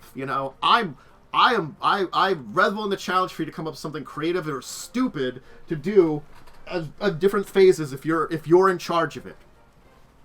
So, ranks. If it is a rank 1 skill, it's the basic DC. Rank 2 skill increases the DC by 2. Rank 3, 5. And the lowest rank is rank 4, which is the sure you can roll it. It sounds like it would work for here. Plus 8 because it's not going to work very well. Anyway, DC list. If you manage to roll a 1 to an 8, again, this is the unmodified DC, it's an utter failure. 10 to 14, partial failure. 15 to 19, no change. The 20 to 24, small success. 25 to 29, success. 30 to 34, great success. And 35 or above, absolute success. So if you roll a rank 1 skill, honestly speaking, most of you that have a rank 1 skill, really hard to get utter defeat. In fact, most of you that have rank 1 skills, unless you roll like a 1, probably going to at least get a small success. Maybe the no change. You know, you're kind of like going to break even at very least, if you roll like a nat 1. For a lot of you, if you're using one of your really good skills on a rank 1.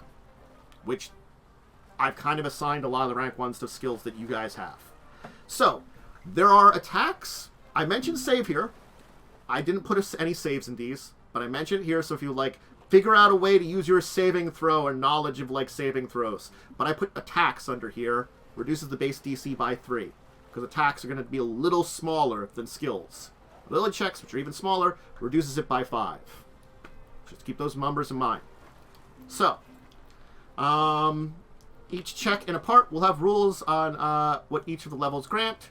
Utter failures and absolute successes will often result in 1 disadvantage or advantage respectively, and there's a D20 chart. We'll worry about them.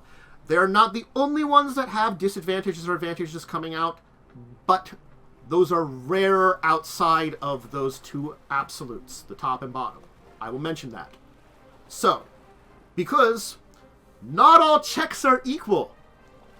Some checks are more important than others. You don't know that. You have to gamble on which of the 5 checks. I will tell you, I've ranked them. There are 2 important checks in each of the 5s, 2 middle, and 1 at the bottom. So keep that in mind too. So when you divide each other up, you'll have to remember what's one of these ones that's going to be critical, what's going to be one that's like, it's in the middle, and what's one's I can probably, not be as worried about that one. These nice charts that the disadvantages, pretty bad things that happen to you that will be at the end of the battle. These disadvantages are not a during the battle thing. I'm going to keep those in mind. We keep track of them. We list them, same with advantages. This is when everything's said and done from the battle, this is what's left over. And then score. You will get score, depending on how well you succeed. Traditionally, if you roll really badly, your score will go down by 1. Sometimes your score will only go by 1, depending on your roll. Some of these rolls, i.e. the really good rolls, will, if you roll highest, will give you +2 score. So there is possible ways to get more than 5. Each part, I will keep track of the score. And all 5 of them together, I will also keep track of that score because there will be effects after the final battle is done, depending on your overall score. Any questions so far? Good. So, and then we've added on to the bottom here, Sea Elves. Once per part, you can use the Sea Elves to grant +5 to 1 check. It can be used this can be used before or after, basically. I didn't say it, but you can use it after the dice is rolled. So basically, if you roll and feel like you didn't roll well enough, because you're not going to know the DC, you could be like, Sea Elf. But you all have to agree to the Sea Elf. So that will be a group thing. Well, we might as well use it once each part anyway, because it's a That's plus true. It might be bonus. like too good to use though, like all those potions we have. Mm-hmm. So, it's You like don't have playing, any like you're playing Final Fantasy. You don't want to use all your high elixirs. on the Yes, you final want to use it boss, because you get it right? once per part, but you'll have to choose where you use it, basically. Is what I Yeah. mean. Yeah. All right. We have a lot less potions than we did before, okay? It's true. We I did sold a lot. drink a lot of. So, let's move into at least. Well, go Can ahead. I do one more moment of roleplay before we get into this? Sure. Go ahead. Sorry, yeah. This is like a honor ship while we're leaving port. Mm-hmm. I walk up to Chester, like I kind of gesture him over to the side of the ship. Yes. Hey, I know you worship Besmar a bit, so I figured we could do a little blessing of luck. I pull out a golden coin, 2 of them. Stole this from someone downstairs. Hand it to you. May Besmar bless our luck, and I flip the coin into the ocean. I'll follow. And then I will retail the first piracy we did on our free will. It wasn't the most explosive, but you know, we rolled up to this fisher ship. It had a bunch of fish. It was slow. The guy argued against us to save his +1 chain shirt. It was the most memorable moment because I realized how ridiculous people getting robbed are. But instilled into me the gloriness that piracy is, and my faith in Besmara. And I let you recount the tale. So, we enter into the first phase of this battle, which is something which is very important. Your side setup and where you're going to have this battle take place, the battlefield itself. These are important decisions that are going to affect the outcome, perhaps, of the entire battle, or at least affect it. So there are 5 checks here. One of you must determine the proper location to have this battle. What I mean by that is the area that you've chosen to engage them, it has aquatic terrain to it. Perhaps you could use something there to your advantage, or if there are hazards your fleet must avoid, you can take note of them. That's a very important one. Then, the thing is, you're facing an enemy that maybe you outnumber its ships. People know Harrigan's reputation. The ships he's bringing in are pretty fearsome. And many of your ships, there are a few that would probably match up. There are plenty that seem a little less able to. So, someone's got to be there to keep your sailors across the fleet in line. Spread word, inspirations, calm the nerves, and prevent fear from spreading. You got to make sure your sides, more than just the leaders, are ready for war. Someone has to choose how your ships are organized together. Sure, you've got the leaders of each of these fleets, but honestly, you're a ragtag group of random pirates. There must be some kind of organization, some kind of structure, chain of command that someone will have to establish here. And basically, you're going to have to put together something to make sure it works. Someone should probably figure out what your enemy's tactics are. Read their movements. What are their organization? What strategies do they seem to be using? What perhaps kind of lines and formations are they using? And maybe spread that information back to give your fleet advantage. And of course, the final check would be to figure out what your enemy is bringing to the table. You know names. You know general ship makeup. What weapons do these ships hold? Are there any kind of things that stand out as perhaps magical or special things that have been added on to some of these ships? Does it look like they have lots of just sailors, or do their decks covered with teams of marines? Maybe there's some kind of secret that you can notice. This knowledge might be important when it comes to engaging a lot of these ships. So, those are your 5 checks. Assess your enemy's capabilities. Read the enemy's movements. Make sure your fleet is organized. Rally your troops. And determine your location of your battlefield. And read it. Who wants to do what? I guess to open up discussion, at least the person who's looking into the enemy ships, we at least have the far glass could be an item to know. So with the far glass, I think that might be something Yaalkol could do. I have a climb check. I would argue that maybe I can use it to climb up to the top of the mast, get a good the viewpoint to get an eye on the other people. I know it might be a stretch, but that calls for perception, though. What you're saying? Yeah. The climbing Yeah, doesn't I have like it. Eric, I'm not good at the. I was There's gonna a say, ladder I, up there. Eric. I'm not good at that. Then Yeah. someone else should probably do that. I was gonna say I'd probably be good at 1 or 5 because of perception. Mm-hmm. So, organizing fleet could be theoretically like a profession sailor, which obviously I'd be quite good at. Rallying people's could be diplomacy or intimidate, Which That might be something that I could do. I could intimidate. Basically, you could be like, you think they're really terrible? Turn around, and then you have to mess with me. You know. Well, goodbye. I have a fire siren going. bye. Or it could be Your like planet needs you. you're scaring your. Silent Hill is calling. Damn it! You always know It's tough. how you plan to slowly but surely tear apart your enemies in very gruesome details and just make them feel glad that they're on your side. Yeah. Well, Yaalkol's way of intimidating isn't necessarily like you should be afraid of me. He's more like It's like stoicism. Yeah, it's more just like Think what the shackles will be if we lose.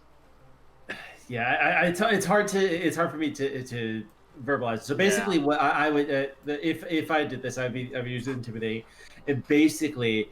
I would like when somebody would be like questioning, they would be like scared or like, oh my god, these guys or they maybe when they first see all the ships like come across the horizon and people start panicking. That's when I would like start to like take hold and take heart. But I'll actually know if that's when I can do that. I'm gonna kind of be nice here because, like, I have chosen a bunch for these things. If you mention one for a thing that I have chosen, I will let you know. And Intimidate is on the list for rally troops.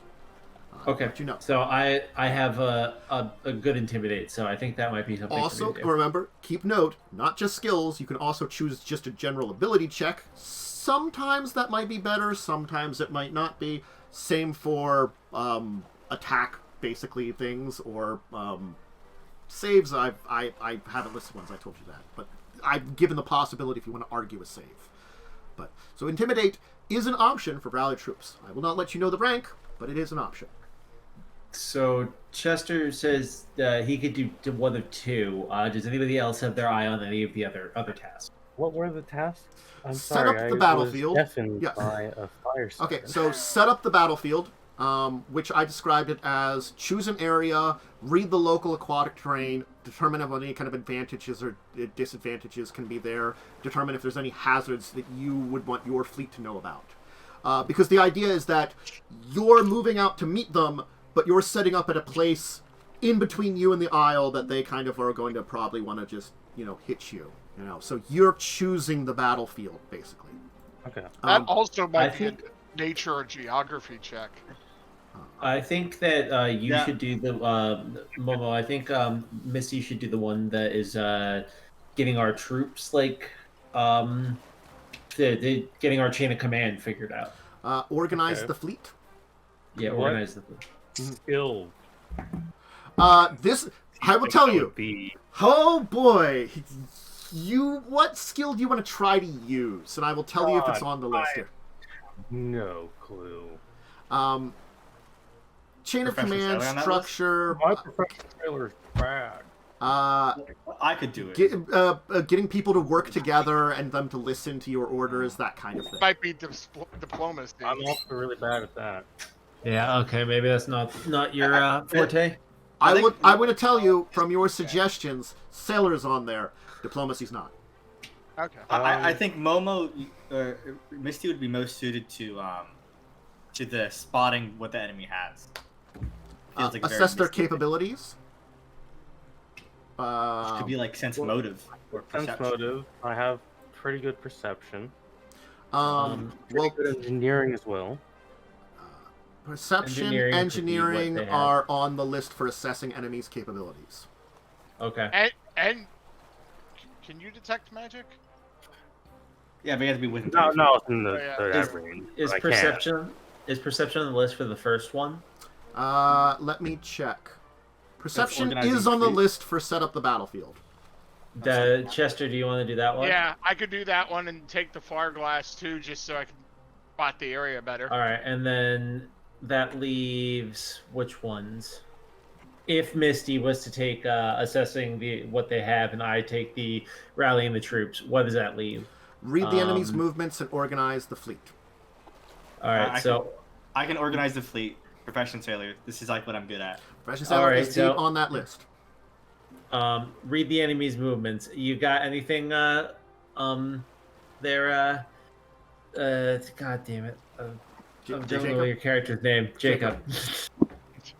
Well, I mean, I'm sure there's probably a Paizo version of Sun Tzu who talks about the best ways to win a war and how to read your enemies. Most likely, it's probably from Tian. Probably from King. Yeah. I'm not gonna assume. Yeah. Mm-hmm. So the way Jacub will look at it would say, what in history has like how we find like chess moves, right? History is one of the ones you can use on there. It's good. Hell yes. I think that's. Anyone have any complaints about the setup then? Sounds like we're all good. Okay, cool. So what order are we doing this in? So I will go down the order, and then you will have to choose the skill you want to use when it is. You've suggested skills now. There are other skills you can use, or maybe if you want to try to come up with something a little bit different, think of how useful the skill you're choosing is. Because remember, the rank will increase the DC.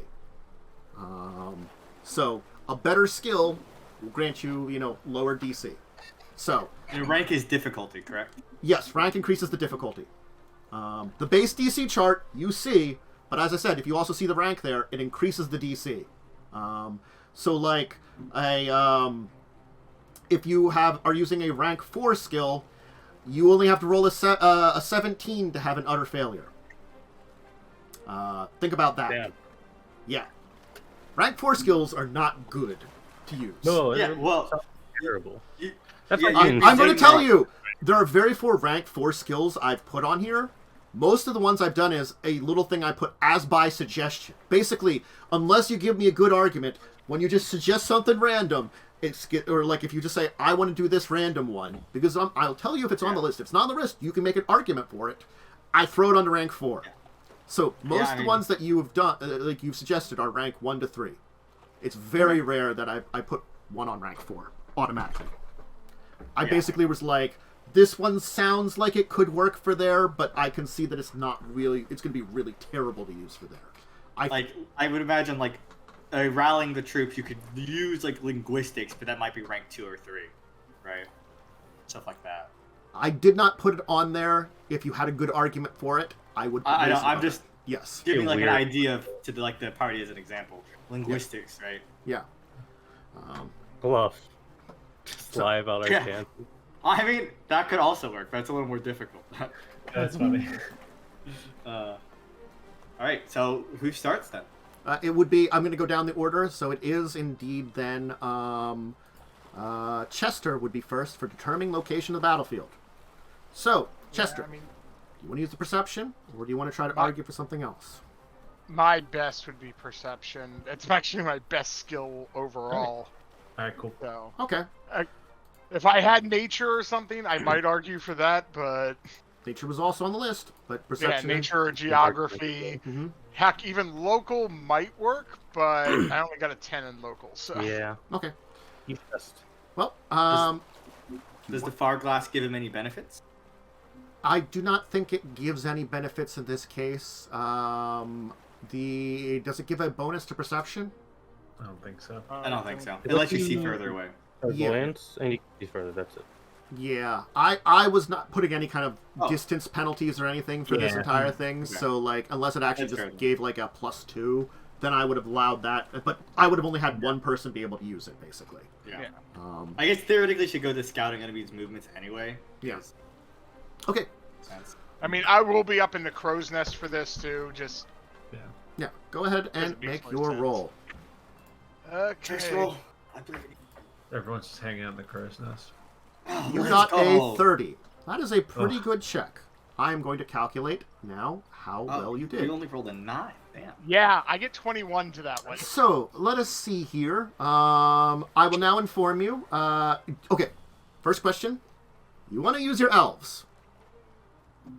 I don't think so. This no. is like even if it's a rank, even if it's funny. even wanna if it's use difficulty elves? 3, Okay. even if it's a difficulty 3 check, you still make a DC 25. Yeah, I would still get some kind of success. Yeah. Yeah. So So- the answer is to this is indeed a difficulty 3 check. So Okay. you got the DC 25. You got success. Congratulations. Yay. You have found all the dangers in the nearby area, and your fleet can avoid them. So you gain +1 score, and you have +5 bonus to 1 check of your choice in the next part. Keep note of that. I'll write these down. Yeah, which means not in this part, not for any of these checks, but in the next part, this one you have to choose before you roll if you're going to use it. +5 is only to the next phase or any phase after?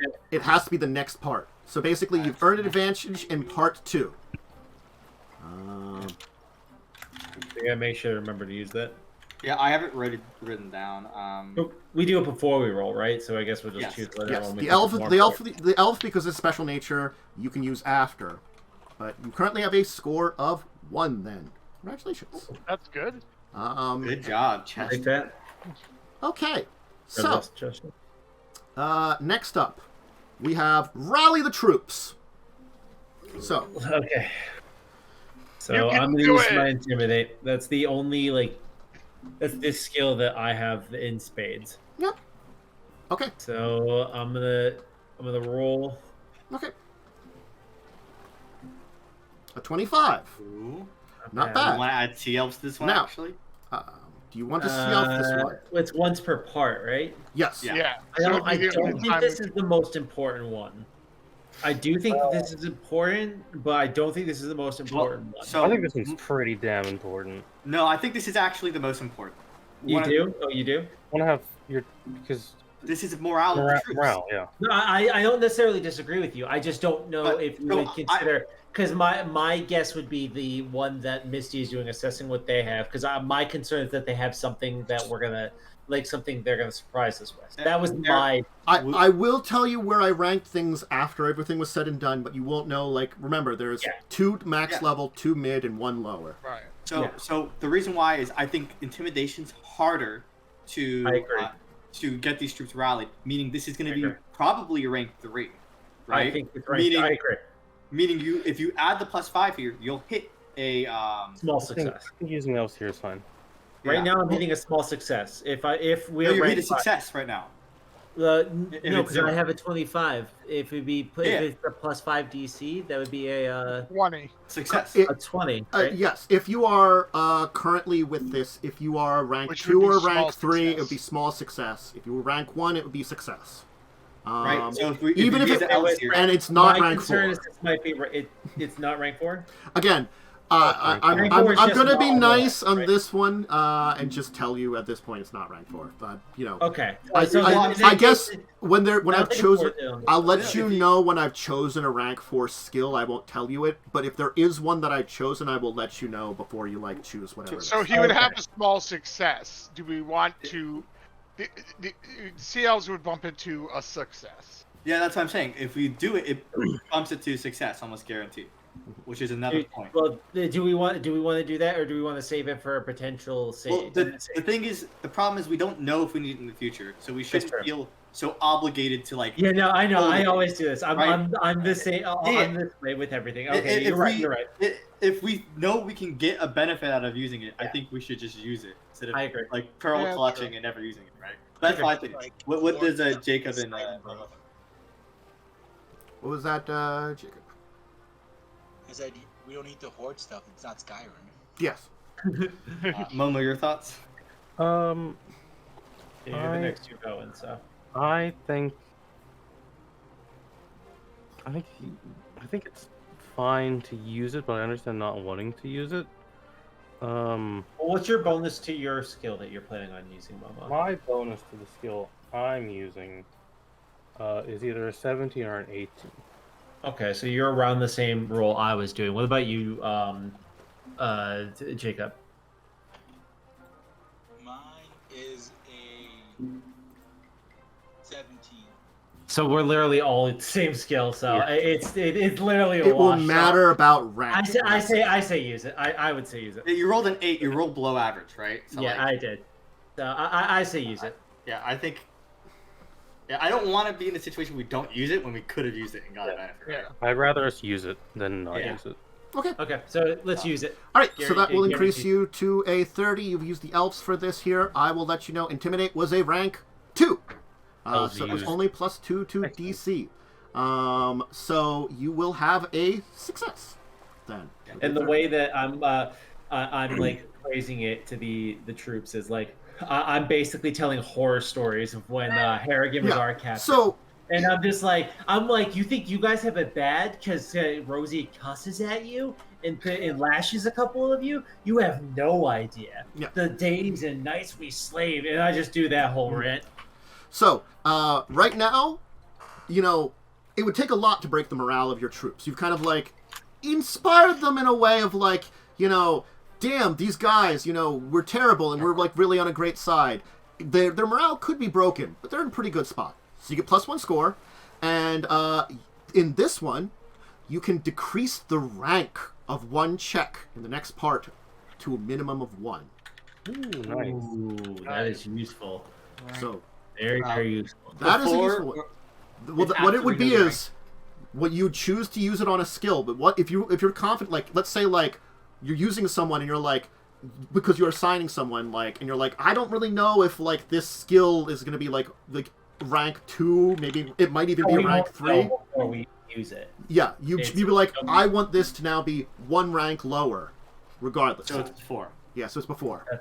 Okay. Okay. That is potentially really useful. Noted. So now it's time to organize your fleet, which I believe is Revia. Me, yeah. Yeah, Yep. Profession sailor. you're using Profession Sailor. Yep. I'm gonna take my headphones off. Okay. Why did you say that? I rolled a 3. I hate, you know. Pretty good. That's still amazing. Just to you know, be fair. Yeah. You know what? I'm so mad. Fuck it. I could re-roll an ability check once per week for Profession Sailor. I'm doing it. All Okay. right? I might as well. There you go. Okay. I get my Nice. Well, I will let you know. Profession Sailor was a rank 1 in this one. I figured. But I wanted the absolute success. because You're I rolled a fucking you're 3. I do organizing all a the time. bunch of ships into like units that work well together and stuff, and like, you know, a command structure between ships.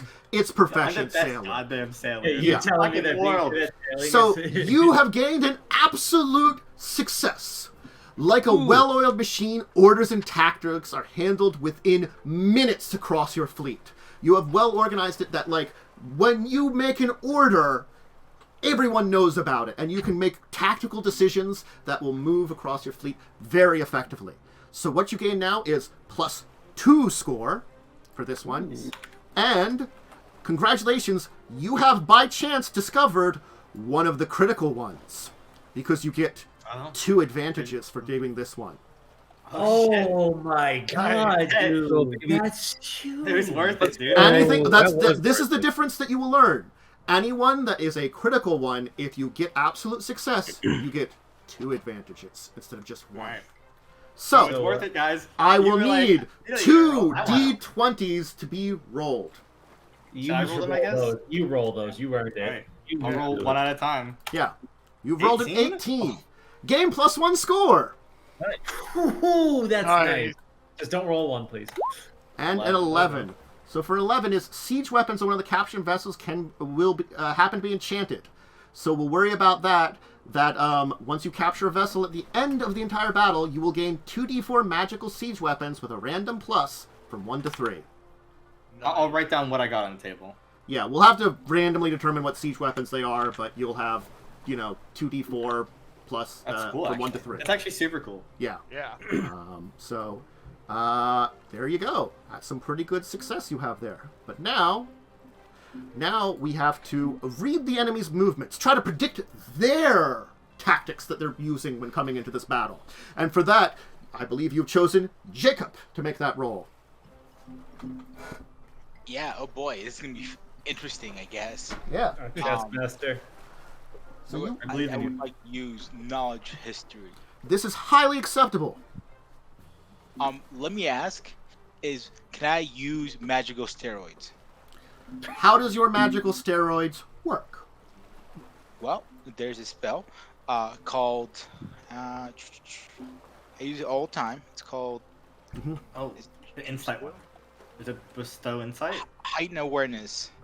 This essentially there's not the one. It's bestow insight. You're right. Yeah, it's bestow insight. How long does it last? It lasts a minute per level, but I can extend it with extend spell, and then extend that by 0.5 again. So essentially, it's 270 minutes. With use of extend, I would say anything that you could do with 10 minutes per level, I would allow, and extend kind of I think does that. So, sure, you have a spell, mark it off that you basically set it up to extend, and use it. Okay. It gives me 2 insight, but most importantly, for 2 insight plus 1 for every 4 levels, but also it lets me essentially roll at advantage, so roll twice and take the highest. Okay. Go ahead. Good choice. Huge. Nice. Wizards, man. Oh, let's go. You get the second one too. Yeah, so that's technically, so that'd be 2 plus another 3, so that'd be 35. Okay. Okay. Yeah, so 35. 35. Okay. So, I will inform you now, because there's no more elves. History was a rank 3. So it wasn't a So great it's one to 30. use. That's a great success. Because you are relying on, like, memory tactics, and you're just trying to, like, interpret ones based on, past tactics. So it is still, then, at a 35, at a rank 3, a great success. So, Nice. your understanding of the enemy's plans and tactics has allowed you to alter your own to counter most of them with ease. So, you get a +1 score, once again, and another +5 bonus to a check of your choice. Congratulations, you've been rolling pretty well this time. Must be next phase. Must be next phase, yeah. These usually when you gain these are next phase. Yeah, I'm Makes just sense. You're pressing your advantage. Yeah. Cool. I've noted down. I have 2 of those now. So now it's time to assess the enemy's capabilities. I'm scared. I believe in you. Or Do it. So what do you want to roll? I would use the I will engineering. read. So I will read what it says. It says, "What weapons of 4 have your enemy brought? How have they armed their marines and sailors? What secrets of war might their ships hold? This knowledge might be the difference between life and death for your own troops." I think I would think engineering engineering. makes more sense. Because it's identifying so. what... I've read these out, and it's up to you to interpret what I read. I will roll engineering. All right. Wait. Oh no. I was gonna That's suggest not Craft good. Siege Engine if you had it. That's not... that's worse. Oh, okay. To be Well, it may have been a lower difficulty. That's all. Well, you have rolled a 23, and I will inform you. Engineering was a 1. Perception was a Okay. 3. Good. So it's still small small success. So it's still a small success. You have seen your enemy's weapons and can at least prepare your side for most of what might come your way. You no score, but you do get another decreased rank of 1 check. Okay. Cool. I'll note that down. So, Huge. your current score is 6. 6, which is a pretty good score. And so I will announce to you results of this part. You have earned a 5+. There is a decrease in the rank of 2, which is the maximum you can get, because the basic is up to 7 normally, so 5+. 2 of these ones I will discuss in the next part are going to be automatically be reduced by 1 rank. I will tell you them once I talk to about the next part of the battle. And then 2 checks of your choice in part 2 can have +2 rolls. And the last thing you get for getting 5+ score is 2 more advantages re-rolling any 1s. Because if you saw on the advantage chart, 1 is the absolute, which it goes to being a, nothing at all, partial failure. So just to clarify, we got 1 more +5 and got 2 +2s. Yes. So you should have 2 that are getting reduced rank, 2 +5s, There you go. 2 +2s, and then and then 2 that are reduced rank that are set, basically. Yep. Cool. I have that noted down, posted in the chat. Yep. So, who wants to roll some advantages? I'll roll 1. Okay. Roll 1, re-roll it. Otherwise, you're good. Oh, 17. Very nice. A powerful NPC either joins you once captured or switches sides in the heat of battle. Ooh. I'll note that So down. I will note that too, because that will make a difference maybe somewhere. Somebody else, Momo. Oh, you want to hit us? I with the feel like other, at this point in time, this is you captured someone important in their fleet because it's not in the middle of a battle. This is the assessment, so I'm going to say this is probably at the end. You'll gain a powerful ally who you've earned the respect of during the battle. That will switch sides, just because the nature of where you're rolling it. Do you want me to roll Yeah, the roll next the other one? D20. I believe in you. It's a 5. It is a 5. One enemy ship was laden with loot. From a previous Money. encounter, they were unable to unload. You will gain Chad rocking up a battle full of money. 3d6 plus 2 plunder. You want to roll that now or later? We can save that for later, but you will gain, similar to the thing, a buttload of plunder, because someone just happened to be unable to unload his ship. Absolute.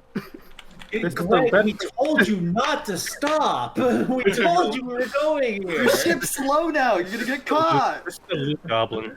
No, man, I told you. These furs are so priceless.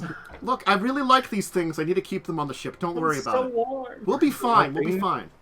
They're polar bear furs. Don't ask where we got them. All right. So, This is pretty fucking far to get those. it is time for part 2. Deuce. The battle itself begins. So, the first one will be a crush into the front lines. This is when your two fleets enter into battle against each other. So, that is the first one you have to worry about. The two sides. The first encounter. Who will lead it?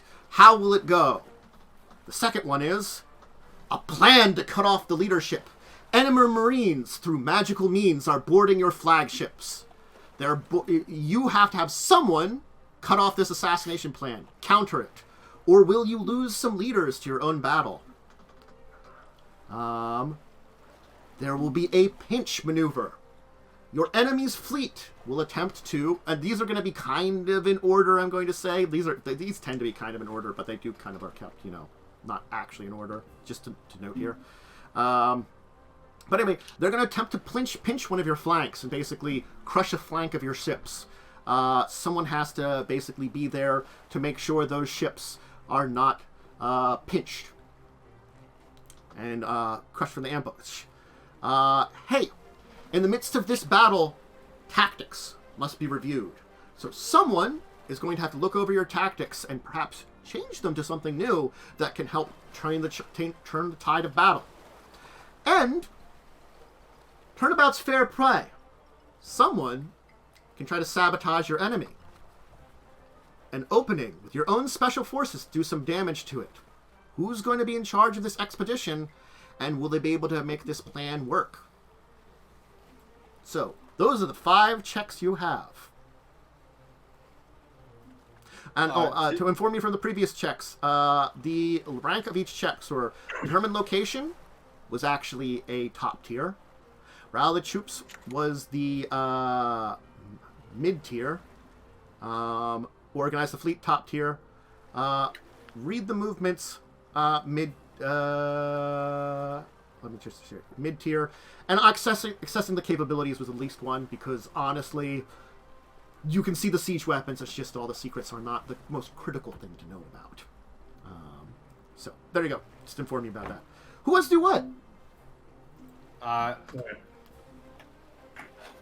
So my first instinct was for me to lead the charge into the battle, but then I heard about the attack on our ship. I think I might do the attack on our ship. I can try to use my attack skill to hold it off. I have a pretty high attack, so that might be worth my +2 my first attack bonus. Oh crap! I logged out of the game.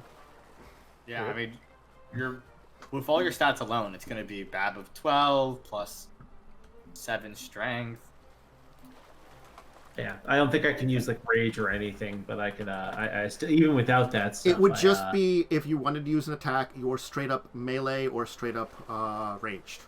And for melee, though, if you are someone that has something like weapon focus, I would allow or weapon finesse. I mean, you could use dexterity for that one. Yes. Gotcha. So I have a +19 to my melee, so That'd be that's fucking good. Damn, that's good. Yeah, you're.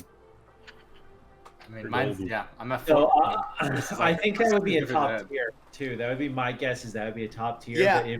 But if we want to hedge our bets, Melee we could- is indeed an option for the enemy Marines board your flagships. I knew that. was. I agree with you, Eric. I think we do it.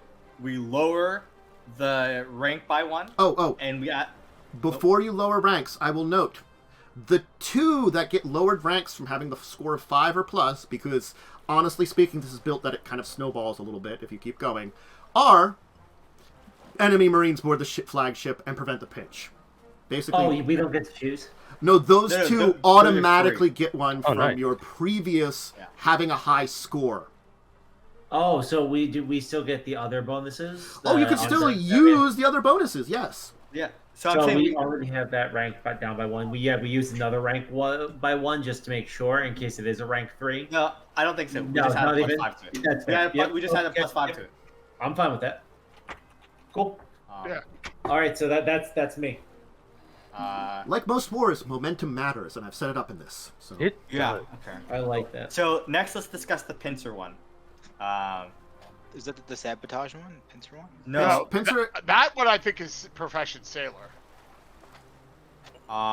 Pincer might Would be. be. Escaping the pincer, yeah. That's not bad. So I could do that one. Mm-hmm. Profession sailor. I think that would be like moving the ship so they don't get. Pincer, yeah. Sailor is an option in that one. It's already lowered rank by 1. Since we have a lot of these, since we have to use them. We have to use them, so we might as well, right? Yeah. Yep. So we should add a +2 to mine on that one. And then our Rolo, we can discuss the Sea Elves as that comes up. Yeah. The nice thing is we have also 2 more +5s, another +2, Yeah. and we still Everyone- have the Elves in the back pocket. Everyone gets a bonus to their rolls. Period. You all rolled pretty well enough on those things and chose wisely Yeah. in your skills, so you got a bunch of bonuses. So reorganizing our tactics. Yes. What do we think on that one? That could be profession sailor. Sailor's an Could option. be, what else could it be? Reorganizing tactics. Could see maybe knowledge engineering for reorganizing like where we're firing the weapons. I do not have engineering on the list.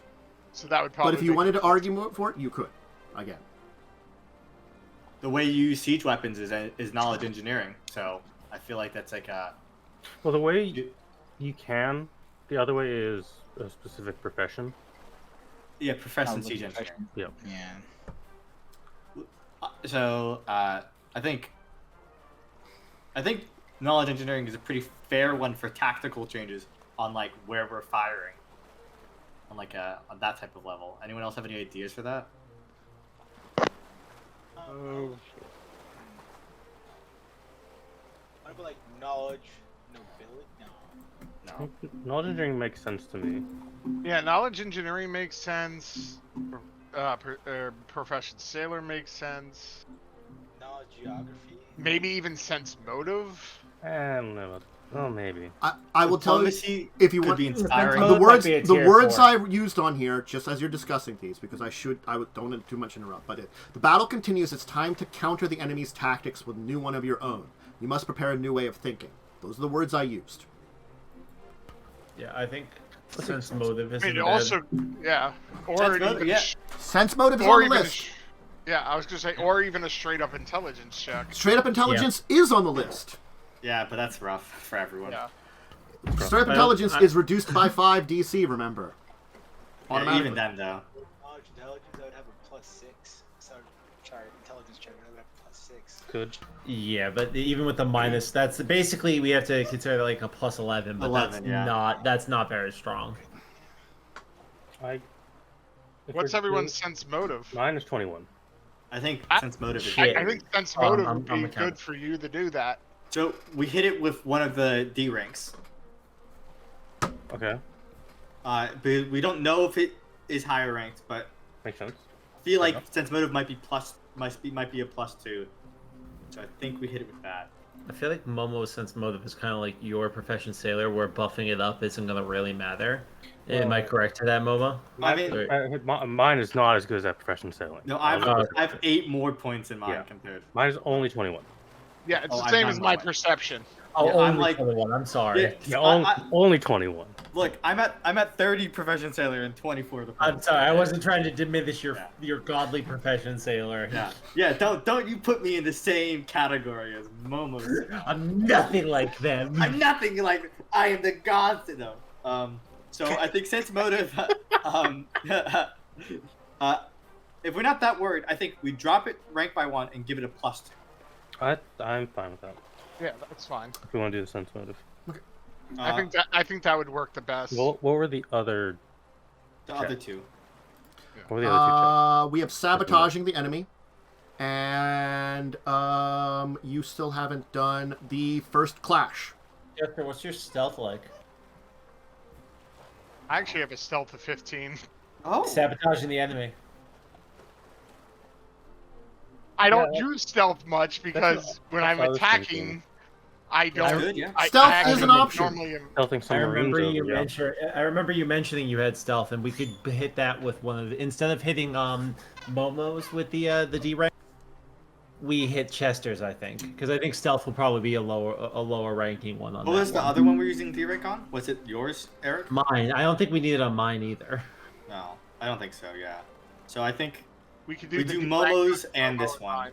Okay, yeah. Then we that Do I we- totally agree with. Do And we you want have to give me a +5. +5 too? Okay, cool. Yeah. Yeah. And then Jacub, So- the wizard, is leading the assault. Wait, I'm keeping the +5, right?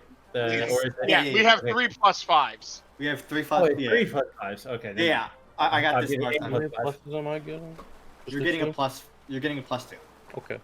and and your thing is getting D-rank. Okay. And so Effectively, you could D-rank 4 of these by 1, or 2 of them by 2 because you know 2 of them already, and then you have 3 could have +5 and 2 could have +2, and then you still have the elf. So what's the and then there's leading the assaults. Crush into the front lines. War is upon you. The battle lines have been drawn. Weapons ready. Marines on standby. It will only take a small spark for these two sides to engage in a battle to the death. It's basically the first leading the first round of battle. Okay, but hear me out, right? Mm-hmm. Since Chester's more martial oriented, right? Mm-hmm. That's fair. Yeah, I mean, I Do that. have a 16 for range and melee. Jacub, to be fair, has invisibility and fly, which is I have invisibility, fly, and I also have there's a spell that lets me that I can get that lets me just retrieve back if something happens. It's like it's like a What spell, skill would you use? But, yeah. So Yeah. I was thinking, so there's a druid spell I was Spellcraft? looking at last week called Cursed Terrain Mm-hmm. that I can snag Mm-hmm. for that. And I could use knowledge geography, and to kind of understand what the sea is like, and in conjunction with that spell, kind of like make it so that the first adventure into leaving into the ocean is really rough. Well, I mean, you certainly could change the terrain to be worse. It doesn't do. Don't think a cursed terrain will lot. help. Yeah. No, because I think that's going to also hinder us. Yeah. Yeah. Yeah, I would not do that. Yeah. So what else do we think for trickery other than stealth? I mean, invisibility basically solves a lot of stealth problems. I'm gonna tell you. Remember, you're That last leading one this got expedition. It means that like sudden bonuses like invisibility really Yeah. don't help. Yeah. Because there's a whole Yeah. bunch of So- dudes with you. I think that Yeah. stealth is the best bet. Yeah, I agree. Solely because sneaking a bunch of Marines on someone's ship, right? and which Chester one am I with doing? Selling over +5 could has a jump. +20. Yeah. I'm doing Yeah. the pincer. Maybe we switch. Do you think ranged could do it on the pincer, and I could do the first initial assault with a sailor? What do you think of that? Ranged is not under my list for pincer, but let me see here. For the Sailor is on the battle begins. So The question is, which one do we think is more important? I think that protecting our flank is more important. Yeah, you don't want to be flanked. Because getting flanked is going to be get us completely screwed, I think. Because I think probably what losing that does mechanically is going to be like give us a bunch of minuses on our stuff for the next round. So what do we think? So stealth is the only standout for the other. So what do we think Jacub could do for the assault then? Like we have to figure that one out. Alright. Like you can't just like fireball things, right? That's not like Yeah, you could, battle. But so I do have knowledge engineering. It's not super high, but I could help direct like ballistas and Are you trained in ballistae and stuff? No. Then I would not allow that. Like, if Okay. Myste has training in ballistas, if Myste was like, I want to use knowledge engineering, I would allow that then. That's the kind of thing I would allow, and that's a good... training in the cannons. yeah, And all that's a good, breakdown of why this works. Unfortunately, since you're not really trained and you don't really know how to use them, I clearly can't support the knowledge engineering for, like, anything other than 4, honestly. Jacub, do you have diplomacy? I do. I love diplomacy. I wonder if you could like inspire the troops with like words and like a morale bonus. What did you say? Diplomacy? Diplomacy for like inspiring. Diplomacy is on that one there. That's list. Okay, so that's worth a shot. That's your best shout. We give it a +5. I have looked and I have noticed, and I will mention this. The crushing of the front lines, I did mention in that one my first and so far only rank 4 that I decided was a rank 4 automatically. Beyond argument. You don't know what it is though, but I'm mentioning that's there. I'm trying to think, is there anything else for the... Hear me out. Listen. Spellcraft to know where to place the opening volley for spells. Because we have casters on our ship. You do have a very small number of them, but you do have some. Yeah. That is an option. I don't know if it's a good option, but it is an option. It's probably going to be a rank 3 or 4. I don't know. That's the thing. Well, if it's not on the It's probably going to be right now. It's a 4, but I'm listening to what you're saying about it because it wasn't on the list. I'm going to tell you it wasn't on the list. So it starts out as a 4. With spellcraft, you could know where to tactically place your spells on an enemy vessel to thin out the numbers so they can't man guns and such, and you would know what spells would affect the most. Especially since this is like the opening volley, the opening attacks could really like open their like lines, allow us to snake in our ships, and I feel like being able to maneuver the combat spells in such a way as to create those openings would be helpful. And like it's timing like the fog clouds to be cast moments after our volleys are shot, so the enemy can't respond because now they're covered in clouds, right? Like the tactical placement of spells. Yeah. I'm not saying rank 1, but rank 3, I think maybe. I will not tell you if I've changed it, but you have It's being decreased. I think we should derank it either way. I think we do go. I would say, depending on how comfortable Jacub feels, I say we go that route. We try the spellcraft and we just try to derank it a little bit. We derank it. We just do +5. +5, and then if it's a bad roll, we can slap the elves on it. Yeah, I think so. Okay, I mean that sounds pretty good to me. I mean, like a good battle wizards. That's why kings have them, right?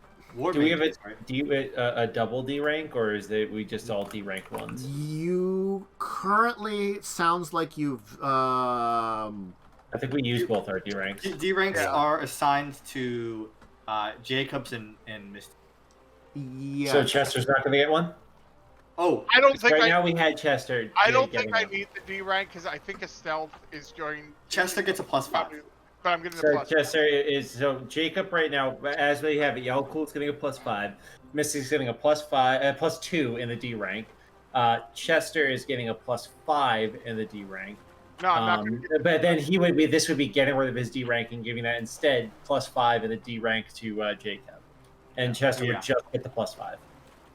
Yeah. And then I don't know what we have left for you, Revia, if anything. Oh, I get +2. A +2. All right, Got everything assigned? Yes, everything is assigned. Okay. I think that's it. I think that's the plan. I think that's our best go. Cool. Yeah. Okay. That was a hard one just because it's like, Yeah. Yeah. Trying to figure that one out. Okay. Sounds a puzzle. Hey, it's a challenge No. that exists. I like this. So, I like this a lot. This is very, very good. Why don't we'll go a little late. Why don't we finish up part 2, and then I'll let you know what part 3 is going to be, and then we can roll part 3. Does that sound fine with everybody? Fine by me. Yep. Okay. I don't work tomorrow, so I'm good. Okay. So, we start out with Crush into the front lines, and it sounds like you are having Jacub lead the way? Yep. All right. Yep. The wizard. And you have New done, what were the plan, things you baby. did again? Just to... D ranking his so Jacub, are you going with the spellcraft? Yeah, I'm thinking about it. Like, it makes sense. Okay.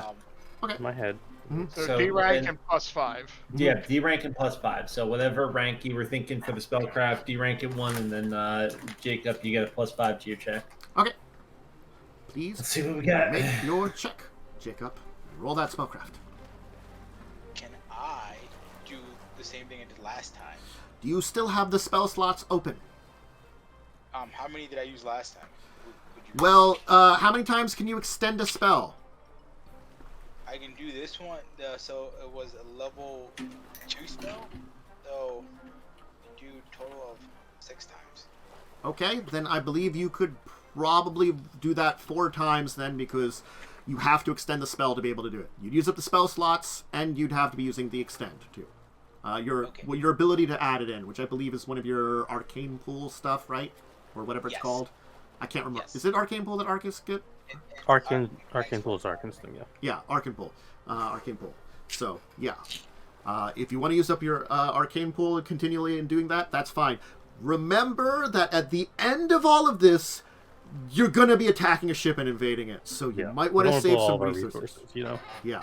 Level 2 spell slot. We'll just give Jacub a gun. But I'm saying Go it's using into up the front. arcane, Arcanist pool. Arcanists get a lot of those, though, so. Yeah. Yeah, I have like close to like almost 20 right now. So Alright, but it's using some up. So mark off more of your pool to extend it, mark off the spell slot, and you can indeed go ahead and roll twice then with your advantage.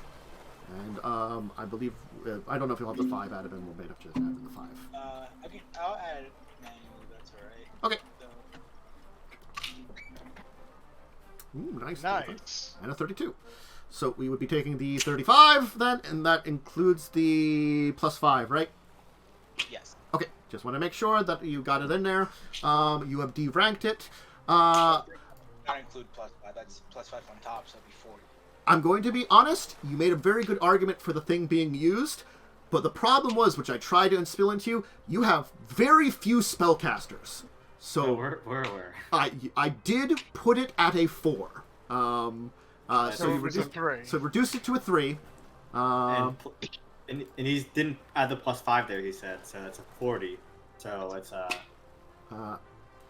because you added the elves? Is what you said you were doing with this one, or what? No, he didn't add the +5 for the skill bonus. Oh, you didn't add the +5. And then I didn't add the spell bonus either, which is another 6. So that's another 11 on top of that, plus the 5 that you guys gave me as well. So that's... Because you normally get a +21 to spellcraft. Yep. Mhm. Okay. 12 ranks plus 6 intelligence. So, plus I think you have still That's an managed to absolute score an success. absolute success, even with the Nice. increase in DC. Rolling in fortune is pretty helpful. We'll just keep nuking. So your first hit has thrown the enemy off guard. The first strike has shown your side may just be blessed by the gods this day, and that victory for your enemy is perhaps just a dream for them. So you get +1 score and an advantage. So Jacub, if you wish to roll a d20 for the advantage table, go ahead. nice. Just a plain D20. Yep. Ooh. Oh, that's bad. Damn. The winds Oh, of luck you- change. This Do we lose our changes. score? It loses the score because this has become Yep. a partial failure now, Yep. unfortunately. Hey, that's the way that luck rolls. I decided that the 1 on disadvantage turns to advantage. I decided not to be that cruel on the advantage, because that's just mean. And I'm not that evil. I'm pretty evil, though. So, now you have...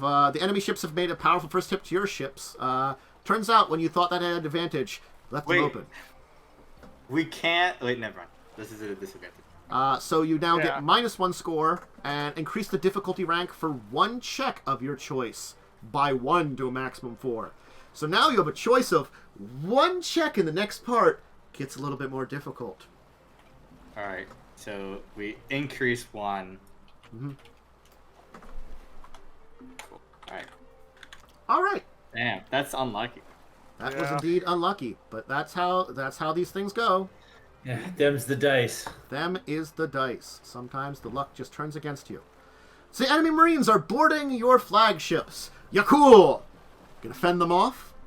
Yes, I would like to use my melee attack. You Okay. said that was We're option adding- before. I would like to do that. We're And we're just adding a +5. +5. We're adding a +5 to this. Melee +5. As using a melee, I will remind everybody that the DC will be reduced by 3 from whatever rank it would be.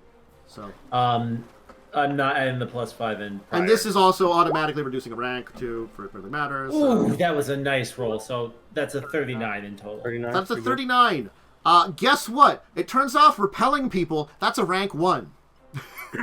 Big hammer wins, baby. Does that baby. include your plus there? That you... That was my plus. The 39 is with the plus. Okay. The 34 is before the plus. So you added that, so it's a 39. Congratulations, it's an absolute success. You know, you Hopefully it stays that way. Don't yeah. say anything. You've crushed your enemies as they dared to attack your ship so underhandedly. Fortune favors you, though, as a few prisoners were taken and will trade their lives for critical intel on your enemies. You gain 2 advantages and +2 score. Okay, so we go from -1 to 1, correct? Yep, and you can roll 2d20. I'm killing myself. Oh, Now, because I of this know. nature of this, and because You you know- rolled a 2, there is something in the beginning of advantages that is noted. You may always use 1 to cancel a disadvantage I would use it to previously rolled. Yes. In this case, Yes. I will allow it to cancel a 1 too. I should say a Wait. disadvantage and a 1. I thought. Did you say something about the critical ones not being able to roll once, or is that for something else? That is for the score. Yeah. Okay. When you Okay. earn advantages through score, ones are Okay. So we'll cancel these out, and yes. we don't worry about it. You can still get the +2 Oh my score, God. but the advantages disappear. You've rolled the 1, and your other success, which it would have been a secret weapon, you would have gained a major magic item. Oh, You God. honestly, you could have kept that and just turned it to another Honestly, glad -1. it's gone. It was probably shit anyways. Whatever. Don't care. It's fine. I'd rather one less magic item than it turn into a failure. Gotta hate Honestly Yeah. speaking, that's Natural acceptable. Why? Um, suck so bad. Anyway, time to prevent the pinch, which Sorry. I believe was Revia. Yeah, we're adding +2 to this, Okay. and profession sailoring. Mhm. You can do it. I'm praying to Besmara.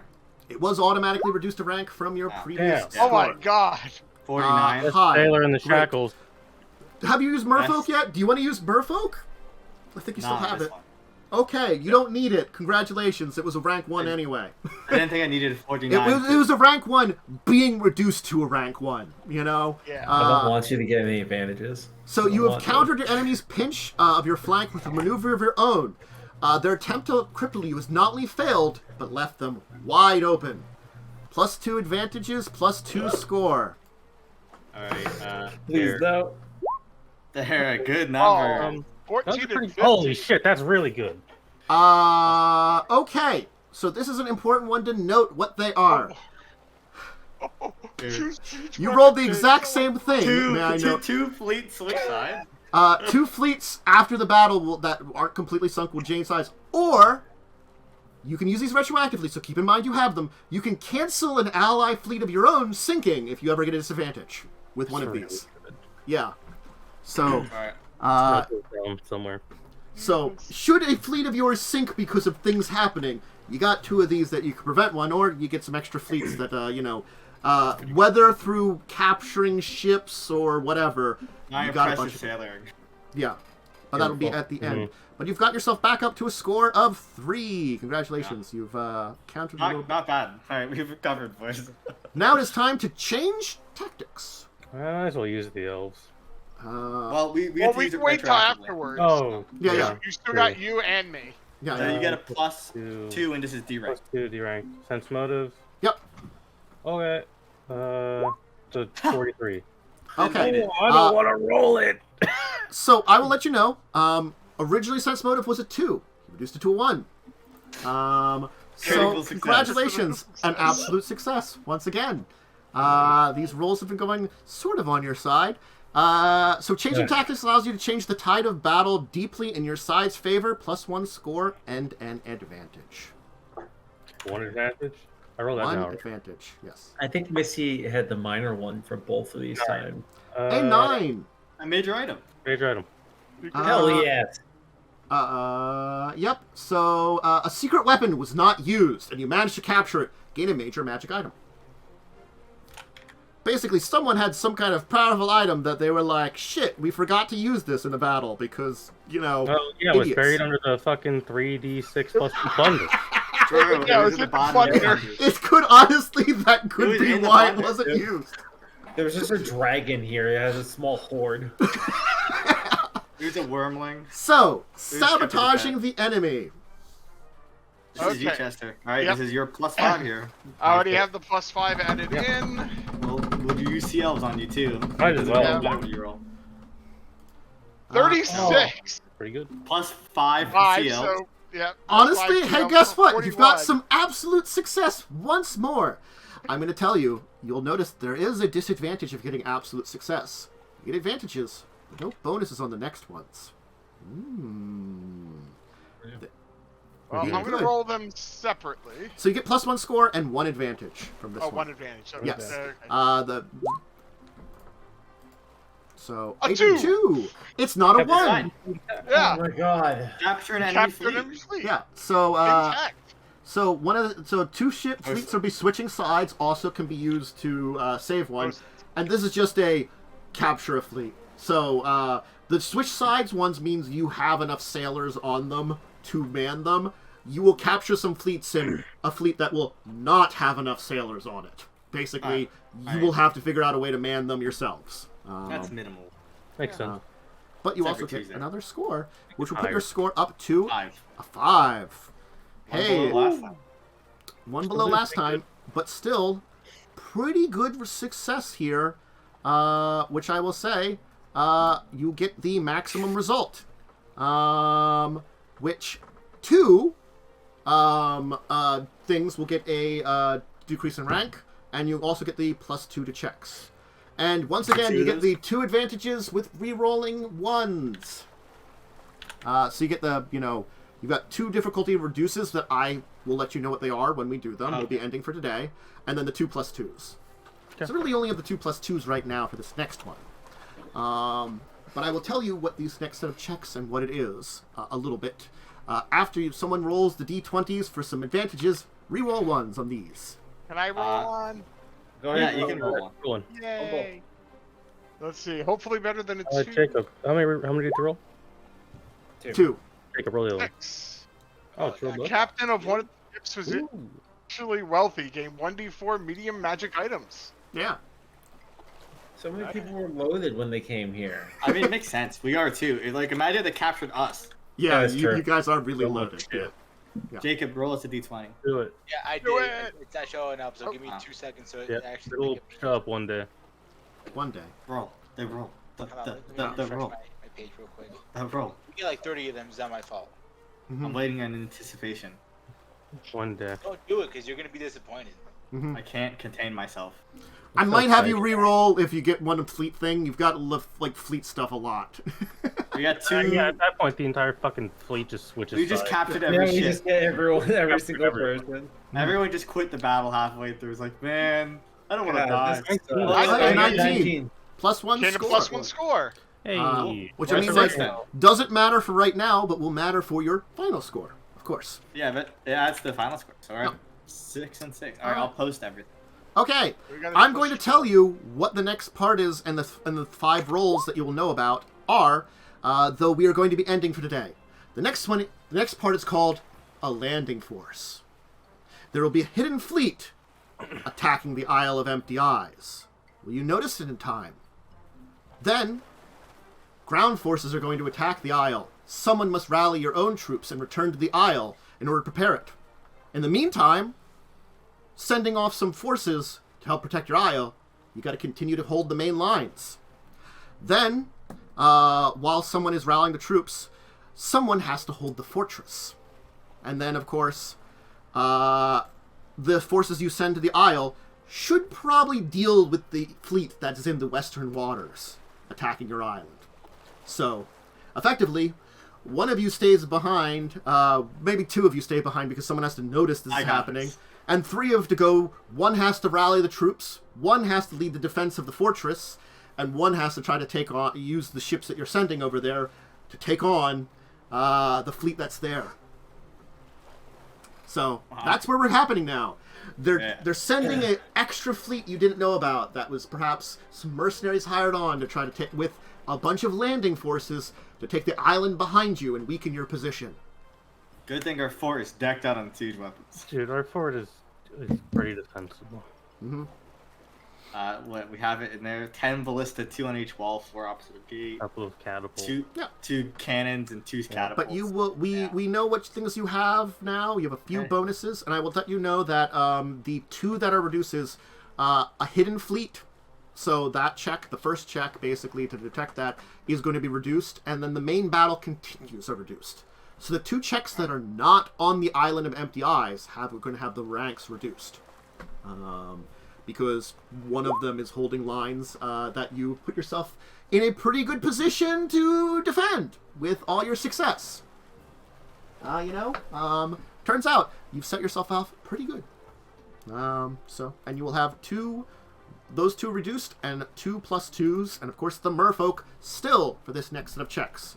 But we will determine that next time, as the battle will continue through parts 3, 4, and 5. And then begins the final thing, which, as everybody knows, is boarding the Wormwood. The Battle of the Wormwood itself, which is the ultimate goal, to capture that ship, maybe capture some people, and learn some secrets of Harrigan's base. So, I thank everybody who joined me. I hope you enjoyed all the things today.